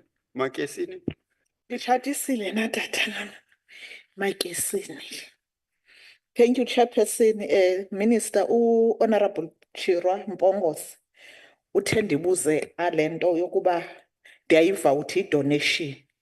Uba ungacommita to the house, uba akukho mali eniyisebenzisileyo ni department kuyo yonke le partnership eninayo nalonto ibonakala ngathi ka McDonald. Ukuba ikhona, did you follow all the Public Procurement Act, ezikhoyo, and the Policy Framework Act ezikhono to the department? Because abantwana bethu ngoku bahamba be-advertiser i-McDonald. Nongenayo la desk, ufuna i-pressure kumzali uba makawuthengele into e-McDonald so that ingathi ba-advertiser. Don't you think it's unfair for other abantu abakwibusiness ezinjalo uba bafile ngathi i-McDonald idlalelwa more, iba ne-pressure opportunity more than bona na? So if ningasicacisela uba le nto ningayenza njani, because really abantwana bethu ngozi-billboard and bahamba be-advertiser and bona babhatala kanti i-advertisement iyabhataleka. Enkosi. Honorable Makesini, over to you, Honorable Minister. Ndiyabulela, Honorable Member, ndiyabulela, Chair. The first question is you asked about whether or not any money went to DBE from My Desk Global or McDonald's, and the simple question is no. It is corporate, as I said. In fact, this was a partnership that was done between My Desk Global, the local McDonald's in that community, by a local businessman and that school. So they simply invited me to come and see what they were doing. So it had even nothing to do with the DBE or the department or myself. So not a single cent, to my knowledge, has exchanged hands, certainly not to me.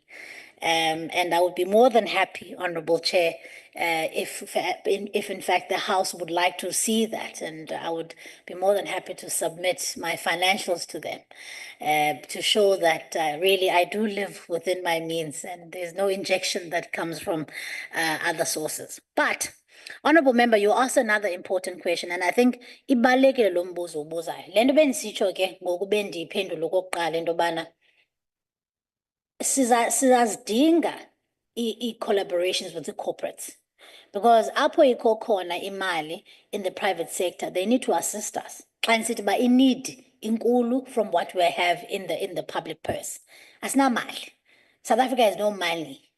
And if you ask the Minister of Finance, they will tell you, akho mali zawusuka phi. So we do need corporate partners. But the conversation around McDonald's and the My Desks and the donation that school received that I went to go see has sparked a conversation. I had said to another honorable member, or being Honorable Feni, bendisithi kuye earlier into yoba the reason why it's important to account in Parliament is because sometimes ezinye izinto anizicinganga ningurhulumente, and then xa nibuzwa zii-honorable members uyiqonda ubana hey kungathi khona i-gap up. Njengokuba bendisitsho kuwe, honorable member, ubana kukhona i-gap in how we collect the data around school vandalism. So the conversation that was had by the country sparked a conversation that I had with the department to say, sinayo ipolicy na determination dobana xa ngaba i-corporate izodonate mhlawumbi izinto apha esikolweni, how do we deal with i-branding yabo? Because of course businesses are business, right? So xa bedonate into bazawufuna mhlawumbi ukuthi mhlawumbi izawuba ngu-Steers next, mhlawumbi izawuba ngu-Kellogg's next. For instance, we've got an MOU with Kellogg's where they, without any charge, serve breakfast in schools in about 35 schools around the country. Again, siyazidinga ezo zinto because kaloku even nale school nutrition program esinayo, it doesn't cover the need. Yeah, but so now what it has done is that I have asked the department into yobana masijonge the policy esinayo around corporate partnerships. See update to say singazamkela izinto ezisuka from corporate partners. But mhlambe, let's talk about how then do you put your branding in a way that, as you say, one mhlambe doesn't distract from the learning and teaching apha esikolweni, okanye in a way that doesn't perhaps give an advantage when you business over other businesses, but in a way that is conducive to the learning and teaching apha esikolweni. So it has brought on that conversation, and I welcome the criticism. I mean, people were saying to me, are you not worried about people? I welcome the criticism. I'm not sorry about wanting to fill the gap of children who don't have desks. I won't apologize for that, but I will not apologize for that. But I welcome the criticism because it can only make us better. We can think about things a little bit differently. But to apologize for showing up for children who don't have anything, that I won't do. Thank you. Thank you, Honorable Minister. The next follow-up question comes from Honorable Finis, the African National Congress. Thank you, Honorable Chair. Honorable Minister, I do understand that there is not enough money for the many needs of the children in the education sector. But Minister, our children deserve better. It is our collective responsibility to ensure they receive the education they rightfully deserve. As a department, they should prioritize meaningful, long-term solutions that truly benefit our learners instead of promoting corporate interest. Thank you very much. What for you, Honorable Minister? Thank you, House Chair. So there wasn't a question, but I think the honourable member, there wasn't a question there, but I take the point, honourable member. And that's why I think when I opened earlier, I was saying, even when we receive corporate donations, it doesn't mean that we negate our responsibility of saying it's our responsibility as government to provide a desk, a chair, a school with windows and a door that closes. We can't outsource our responsibility, and we should never do that. But we can go to people to say, we've got a need. Every year we've got a need, and our purse cannot meet the need. Help us while we do our job.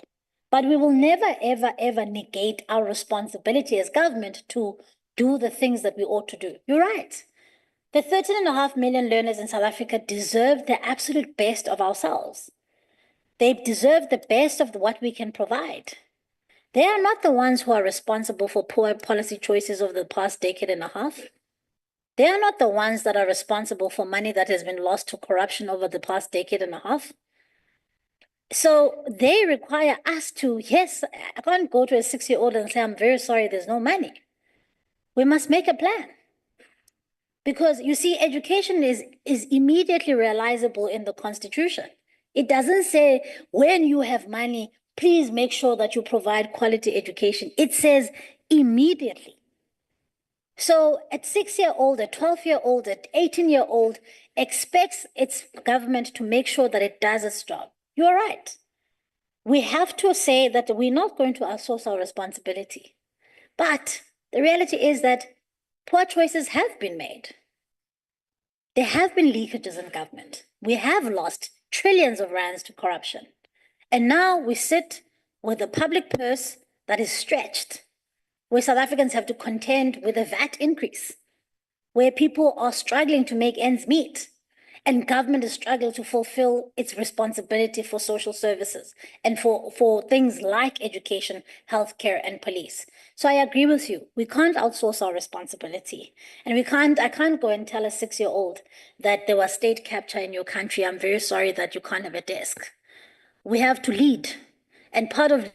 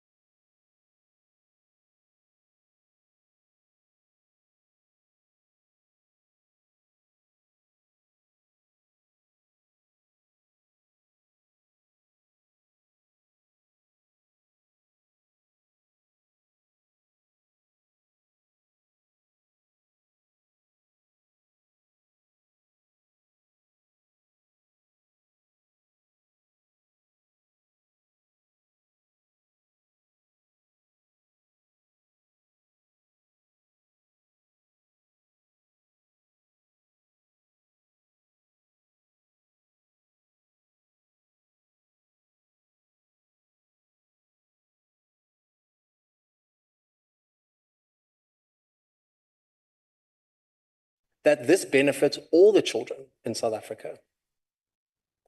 Thank you, Honorable Kosel. Over to you, Honorable Minister. Ndiyabulela, Chairperson, absolutely honorable member. And that's why I think when we were here on Tuesday, I was indicating to the honorable members that yes, I think the entire government has to get to a point where we refine what our public-private partnership policies look like. How do we make sure that we don't negate our core responsibilities, but also at the same time, how do we form compacts with private partners? Let me make an example. We have inherited the ECD function in the department. Yes, it came with the personnel and the budget that was allocated in the Department of Social Development, but it's not nearly enough for what we want to do. We want to register every single ECD. We want to make sure that the practitioners are actually qualified. We want to roll out curriculum to the ECD centers. We want to make sure that it's not just an ECD center is not just a garage in Oma's house, that it actually is proper and has proper infrastructure, right? But it came with such a small budget from DSD that one of the biggest public-private partnerships that I think will happen under my tenure is the public-private partnership that I'm going to be establishing on Monday for with the ECD summit that we are launching, where we are saying to Business Leadership South Africa, who we are co-hosting the ECD summit with, we are saying to business in South Africa, help us fund this. Because you see, an investment in education is not just a social obligation. It's actually an investment in the economy. So if you're wanting a workforce that is leaving school, that is equipped, that is learned, that is able to go and pursue difficult degrees so that they can form part of your companies, make the decision now. Invest 15 years before, because believe you me, when that child leaves in Matric, there'll be a better employee for you. So I absolutely agree with you. We have to be innovative. We have to make sure that we think outside of the box. So when we inherited this and the department said to me, well, we don't quite have money to do this strategy, this grand strategy that we want. So I said, well, we're not going to sit with our hands.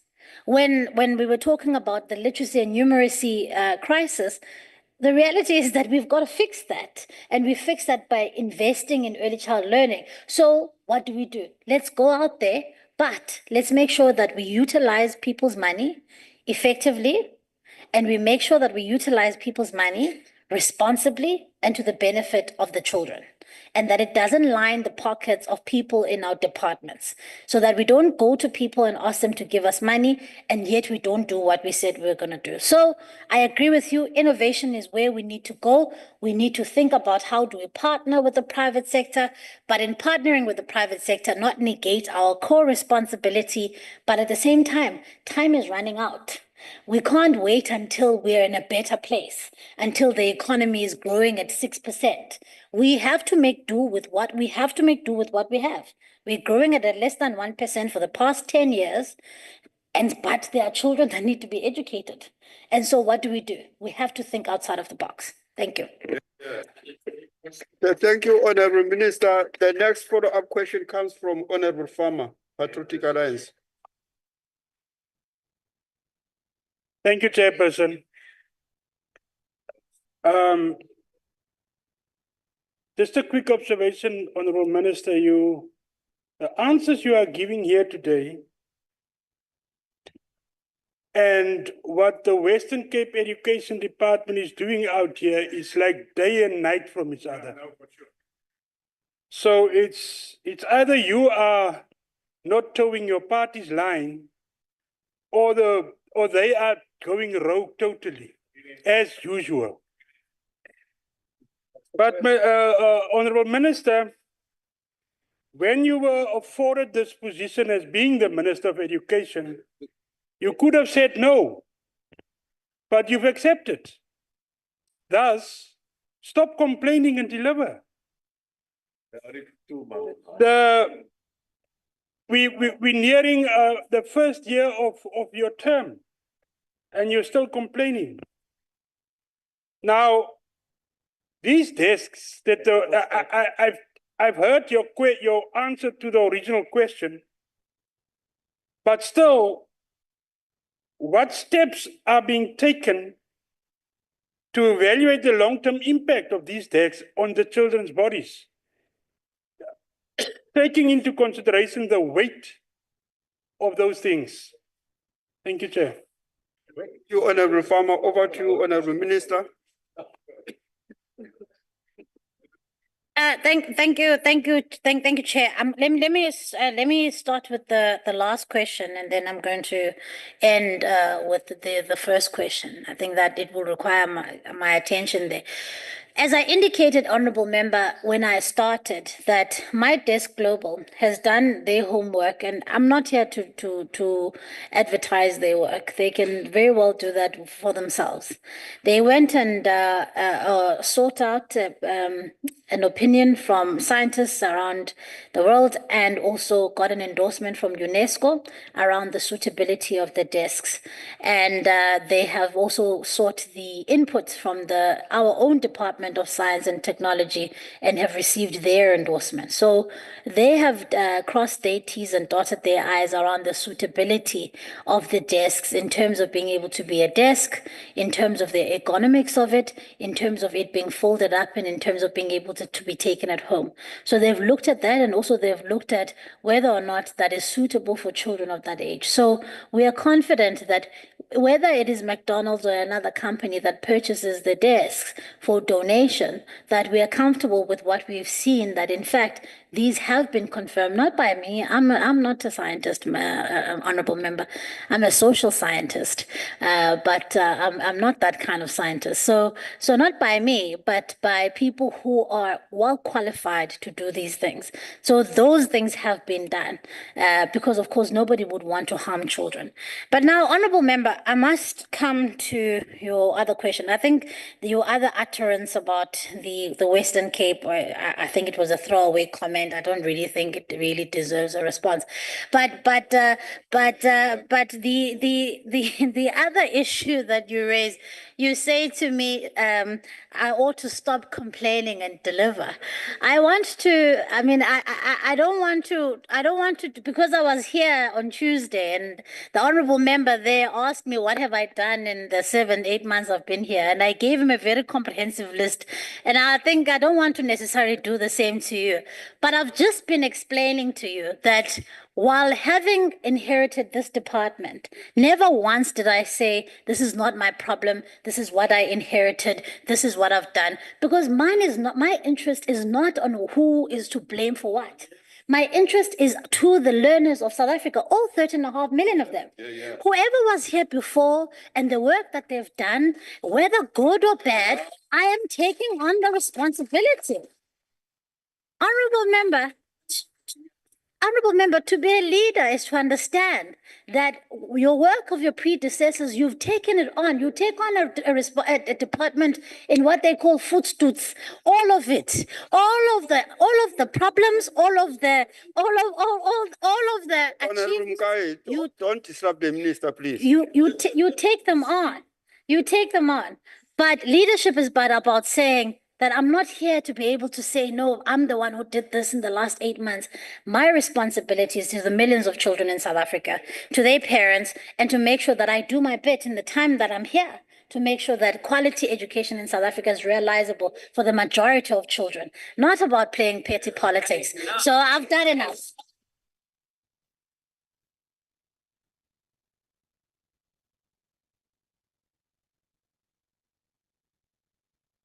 Thank you, Honorable Minister. Now we're going to the next question, Honorable Minister. Question number 27, asked by Honorable Benz from the Western Cape. Over to you, Minister.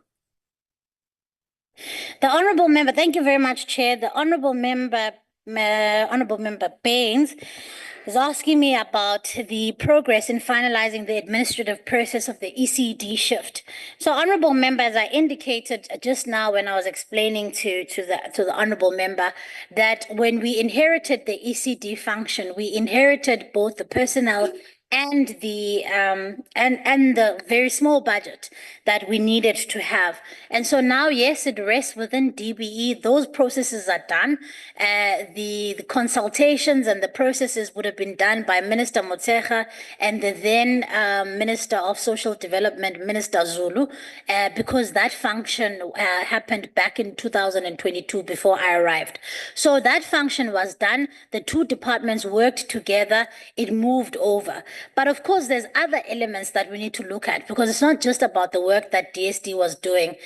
So while the ministers would have had negotiations between Minister Motshekga and Mr. Zulu, but remember that there's a whole ecosystem of ECD and the ECD sector that was not just situated in Minister Zulu's department, but that is essentially on the ground. And what do I mean by a sector?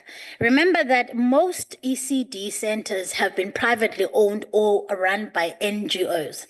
As a result, when you are taking on the function, you're not only taking on the function of designing curriculum, of making sure that there's infrastructure in ECD and all of these things, but you're also inheriting a complex ecosystem where NGOs are very much a big part of the process. So this is why with the ECD Summit and the work that we're doing, we are not simply saying we're drowning out NGOs and some of the entrepreneurs, quite frankly, because I read a statistic, honorable members around over 95%. 95% of ECD programs are independently run. So you can't necessarily, when you take over the function, say you're going to shut down those people because they've been running ECD centers for a long time. So now what do? What you do is you take over the function. Yes, you do all the planning and the development of the curriculum, but then you go to the very people who've held up the sector and you say to them, how can I help you as a practitioner meet the standard requirement that we need now to move beyond just being a caretaking or a child minding business to move towards being an early child development center where there's learning taking place. So we are working with our NGO partners, and they're very much a big part of our strategy, because we're not going to turn ECD centers into mini schools. We wouldn't be able to do that because, number one, when we took over the function, we didn't even know how many ECD centers there were. So we then undertook a census to find out firstly how many children in South Africa are required to be in an ECD center. And we found that in terms of the age group, there were 7 million children. So, and then we now need to understand how many are already in an ECD center. That's why then we rolled out the Banapele mass registration drive, because we needed to make sure that NGOs and ECD centers are registering with the Department of Education, not just for us to keep track of who they are, but also so that they can be eligible for a subsidy. Because remember, it's also incumbent on us now that we have the function to then give them a subsidy so that they can make sure that they upgrade their facilities, they can make sure that there are a requisite number of staff, they can make sure that they have the kind of product we need them to roll out so that the place can be a place of learning. So the administrative process is done. But of course, a lot of work needs to be done around how do we then put together a roadmap that says, what does success look like after a year? What does success look like after 5 years? So that you as members can say to me, when I come and account this, you said you would do this, you said you would do this, have you done that? So the process is well underway, and I'm quite excited about the Banapele ECD Summit on Monday that the president is going to be opening, because I think it's going to be the beginning of us forming a roadmap for how we truly incorporate early child learning in the education sector. Thank you. Thank you, Honorable Minister. The next question, follow-up question, will come from Honorable Davis, Western Cape. Thank you, Minister, for your response to my question. Minister, being in the teaching profession for almost more than 45 years, we know that target setting and timeframes is of paramount importance. Therefore, my question is, what are the timeframes for the implementation of the second step in the department's strategy to ensure that all ECD programs produce safe and conducive spaces for learning? I thank you. Thank you, Honorable Baines. Over to you, Honorable Minister. Thank you very much, Honorable Member. You're absolutely right. Target setting is critical. Otherwise, we can be dreaming and dreaming for many years, and we may not necessarily get there. And so that's why, as I was saying to you, that the summit, what does success look like at the end of the summit on Monday, is to come up with, we've already have what we call the ECD strategy for 2030, which basically permits the department between now in 2025 for the next 5 years. And it's got specific targets in there about what we need to do by 2030 to have met our targets, number one. But I want to go further than that, and that's why this ECD summit is important, because as I was telling you, the financial constraints that we have, we don't just want to get to 2030 and say, oh, well, we couldn't meet these targets because we didn't actually have the money. So that's why we're saying, well, let's partner with the private sector and see how we can best, private sector and NGOs, to see how we can best accelerate the registration. So so these are some of the targets, if I can just list them for you. Registration, making sure that we are registering the thousands of ECD centers there are there, but also helping them meet gold status. So the first step for an ECD center is to first get registered with the Department of Education. Then the second step is that we will determine whether they are bronze, silver, or gold standard. And the ideal for us is to get every single ECD in the country registered and them meeting a gold standard. Because you know what then that means? It means that not only do they exist, not only do we know that they exist, we also subsidize them. And now we've heard from the finance minister that the subsidy for every child in the ECD will be 24 Rand a day as opposed to the 17 Rand, that they are subsidized daily. But also we send inspectors to see, are these facilities conducive for learning, playing, and safety?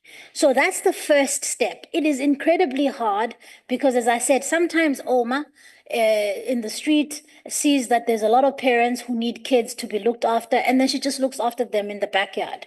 And it's not necessarily recognized as an ECD. So it's about going to people who are in those communities and saying, where are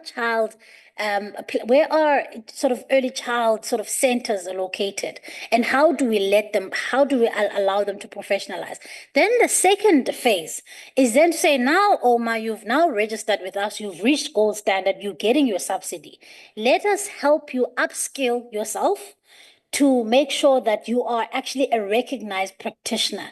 Because it's no longer about Oma just looking after the children, it's now about Oma making sure that there's a curriculum that is followed at the ECD.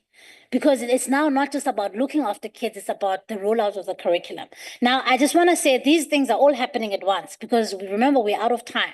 So all of these steps I'm talking you through, the registration is already happening, the upskilling of practitioners is already happening. Then the other thing is obviously the rolling out of the curriculum, because there has to be a foundation phase specific curriculum that Oma, as a qualified practitioner, can now follow to make sure that kids are following that. And then once we have that, we also need to then see what is the funding model, how then do we assess our results, how do we see what the work we do, how does it affect the learning outcomes? So those are the key milestones. And I'm quite excited that they're actually well articulated, because if you know where you're going to be able to measure how far you've gone, and you're going to be able to mark milestones along the way. Thank you, Chair. Thank you, Honorable Minister. The next follow-up question is coming from Honorable Peter, Eastern Cape. Thank you, Chair. Afternoon, Minister. Undiphendule ke izolo wanika lo list enkosi. According to the Nobel Prize winner James Heckman's research has shown that, Minister, the investment in early child development significantly improves long-term education and economic outcomes. That's true, Minister. Yet in South Africa, this sector is met with problems. The number of children aged 3 to 5 attending an ECD programs is unremarkable. Children come to school hungry and underdeveloped. Nearly 29% are stunted by age 5 in South Africa, according to the 2024 HSRC National Food and Nutrition Security Survey. Desperately need proper school nutrition to be able to stimulate their mental capacity. A large number of ECD practitioners are also not properly trained, thus leading to 80% of grade 3 learners not being able to read for meaning. Despite its importance, the sector remains plagued by registration barriers and subsidy payments delays, putting centers, especially in rural areas, at risk of closure. My question, Minister, is, as the Banapele ECD registration is being rolled out nationwide, what concrete steps beyond awareness campaign will be taken to bridge the digital divide in underdeserved provinces like the Eastern Cape to ensure equitable access? My last one. With the Banapele ECD registration expected to increase the number of registered ECD centers, how will your department fast-track subsidy payments when it's already failing to process payments on time for the current and relative low number of centers? Many centers zethu ziyavalwa kuba, Minister, i-subsidies zifika late, Minister. Dr. Peter. And then the Honorable Minister, you're only obliged to answer one question, but for the sake of your department, you can answer more questions to articulate your policy. Over to you.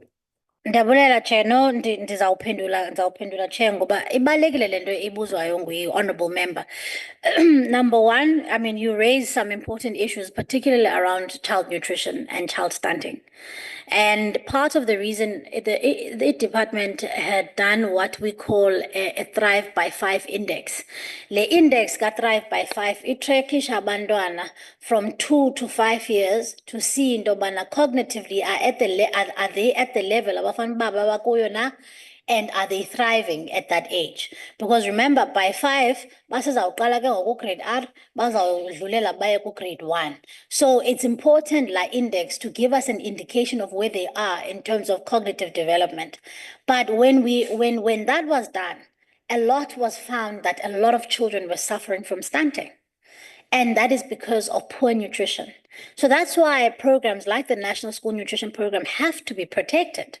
And for me, in fact, they need to be extended because Galoko, seeing now, we've made grade R compulsory entity, and gogo sifuna ungena na kwi-ECD centers, sifuna ukuziprofessionalize. So it means intobana eza centers not only funeka bazifumane subsidies zabo on time, funeka siqinisekise intobana abantwana bayatya but batya ukutya okuright, okuzabakhulisa so that we avoid indaba ye-child stunting. So you see the strategic reorientation around foundational learning is not just about improving learner outcomes, but it's also about usave abantwana abahlela amakhaya mhlawumbe umntana uyalamba akatyi ukutya okuright, because xa ekwi-ECD center uzawukwazi uzawutya ukutya okuright oku-nutritious so that we can avoid indaba ye-child stunting.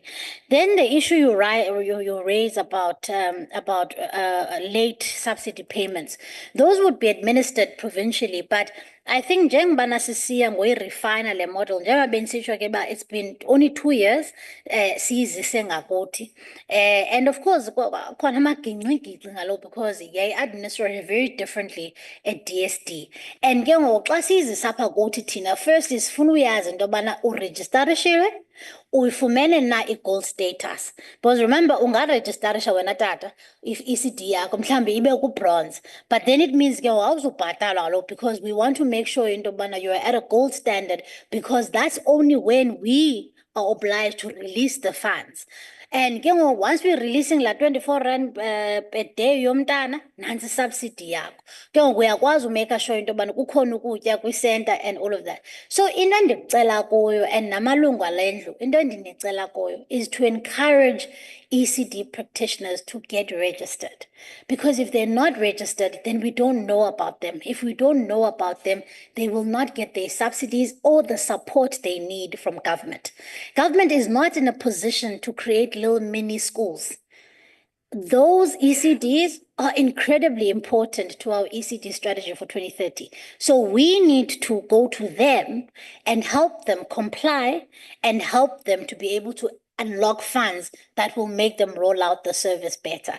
So I do ask that in your constituencies as members, if there's ECD centers, maybe pop in and ask, have you been registered with the Department of Education? Do you have some kind of certificate from them?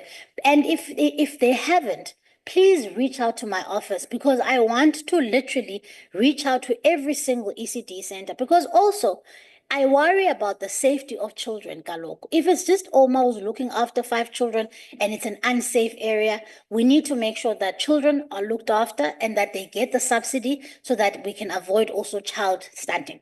Thank you, Chair. Thank you, Honorable Minister. The next follow-up questions come from Honorable Kharik, Western Cape. Yes, thank you, Chair and Minister. After all has been said and done, all these people, they have taken initiatives within their own ranks, and they need assistance, financial assistance, resources, and so on. So I want to ask you, Minister, does the Department of Basic Education have a register in terms of which record is kept of ECD facilities benefiting from the department for upgrades, logistical support, and resources? And if so, what is the budget of the department to contribute towards remuneration of ECD practitioners, and how many practitioners will it assist during 24-25 financial year? Thank you. Thank you, Honorable Kharik. Over to you, Minister. Thank you very much, Chair. I would not be able to give you specifics of how many practitioners would have been remunerated in the 2024-2025, but I'm very much prepared. The team is here. I'm very much prepared to send that detailed information. But when we're asking about how many have we registered, I'm actually quite excited, Honorable Member, because we've set ourselves a very ambitious target of 10,000 for this year, for 2025 alone.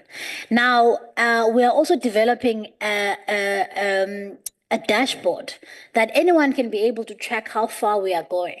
And for me, I think accountability is important. Not only accountability in this house, but accountability from South Africans. So we've said it's an ambitious target. Of course, many of you can assist us to meet that target if we are creating the kind of awareness that practitioners must make sure that they are registered. But that is a target that we have set ourselves. But we also know that that is just but the beginning. And so we are hoping that once we start with the first 10,000 ECDs that are fully registered, fully compliant, that are getting their subsidies every single month on time, then we can start to make sure that that cascades across communities. Because then if so-and-so knows that their ECD is fully funded by the DBE, they surely want the same for themselves. And so we are hoping that that momentum can really pick up, because as I indicated to you, there are 7 million children in this cohort. And of course, not all of them are going to be going to the ECD centers that the DBE is supplying, but we know now from the census of who are we solving this problem for. So we've got 10,000 as a target for 2025. I'm hoping that I can be able to come back to this house and report a positive that we've even surpassed that target. It's also within our annual performance plan and also within our strategic plan. So you can hold us accountable to that. Thank you, Chair. Thank you, Honorable Minister. The next follow-up questions come from Honorable Andreas Bukonibupurim. Thank you, Honourable Minister. I think I'm lost. Okay. Thank you for your impressive answers. I want to go just a little bit back, because from your responses, it's been clear that it seems that you, in the takeover, the handover process from social development, you haven't received much input. And I want to know if there's been any discussions and handover processes of any information on this early childhood development from between the two departments, because it seems you've performed miracles in the time you've had this and starting from scratch. So thank you. Honorable Andreas, over to you, Minister. Thank you very much, Chair. So, Honourable Member, the handover happened in 2022 when Minister Motshekga and Minister Zulu were the ones who were leading the process. So they would have definitely done a handover, and as I indicated to the member earlier, is that we have now administratively taken over the function in the department. It sits within our branches. We've also taken over the budget that DSD had. But here's the challenge, and I think you were alluding to it. The challenge that we have is not that DSD gave over the function to us. The challenge that we have is that the product that DSD was offering is not the same product that we need to offer. DSD was offering a care service. We're trying to offer an educational service. And that becomes the challenge, because even how they were financing ECD in their department can't be the same way that we finance it at DBE, because we need to make sure there's a curriculum. We need to make sure that the practitioner is qualified. We need to make sure that there's proper infrastructure and it meets the norms and standards of infrastructure. So there's a lot more we need to do. So that's actually where the challenge is. The NGO sector has been incredible. I mean, I'm told by the department when they were briefing me when I first arrived about this move, that yes, they had challenges with the NGO sector, where the NGO sector was saying, well, then where do we fit in? But I think a lot of work was done to try and repair that. So now what is quite important also is for us to take the NGO sector along with us. Remember, they will be the ones who are our implementing agents. Because as I indicated, we can't turn ECD centers into schools. the requirement and the standard for what a school looks like is even far worse than what we're trying to get an ECD to look like. So the NGOs and the 95% of women who are micro enterprise owners are going to be our implementing agents. So even in this grand strategy of 2030, we have to take them along to say, how do we help you professionalize your offer? And that, for me, is going to be the big hurdle between now and 2030. Because as I said, some of them, we don't even know that they exist because it's an arrangement and an informal arrangement that's done in the community. But they're still looking after children. And those children need to be, in an education facility. So it's about adapting to the new reality. And it's also then about saying, how do we fund it? Because now we're realizing, goodness, if you're going to take something over from one department that offered a particular product, but you're wanting to take it over and offer an educational product, those are two very different things. They require different funding models, and they require a whole different governance model, which we're now in the process of developing. Thank you. Thank you, Honorable Minister. That was the last follow-up question issue you're going to. So can you give a round of applause, please?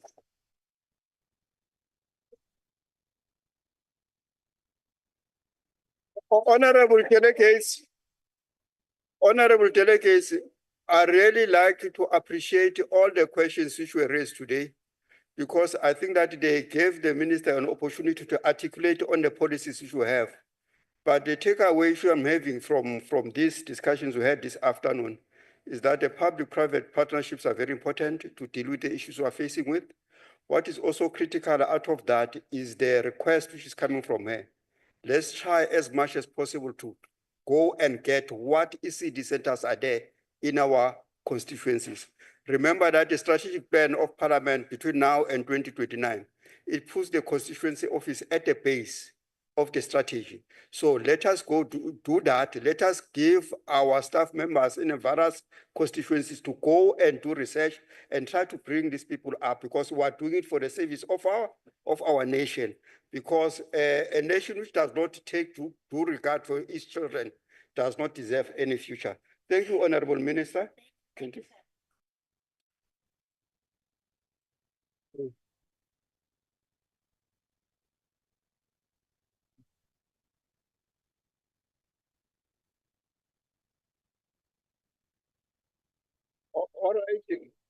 All right. Honorable delegates, I would like to thank the minister, the MECs, all permanent, and Aibo.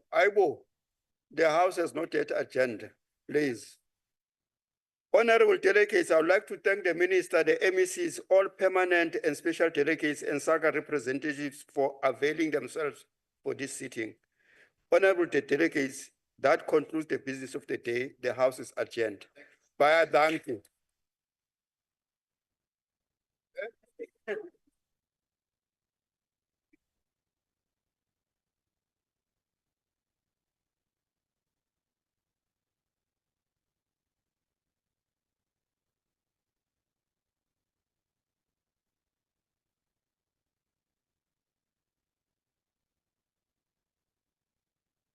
Bye all.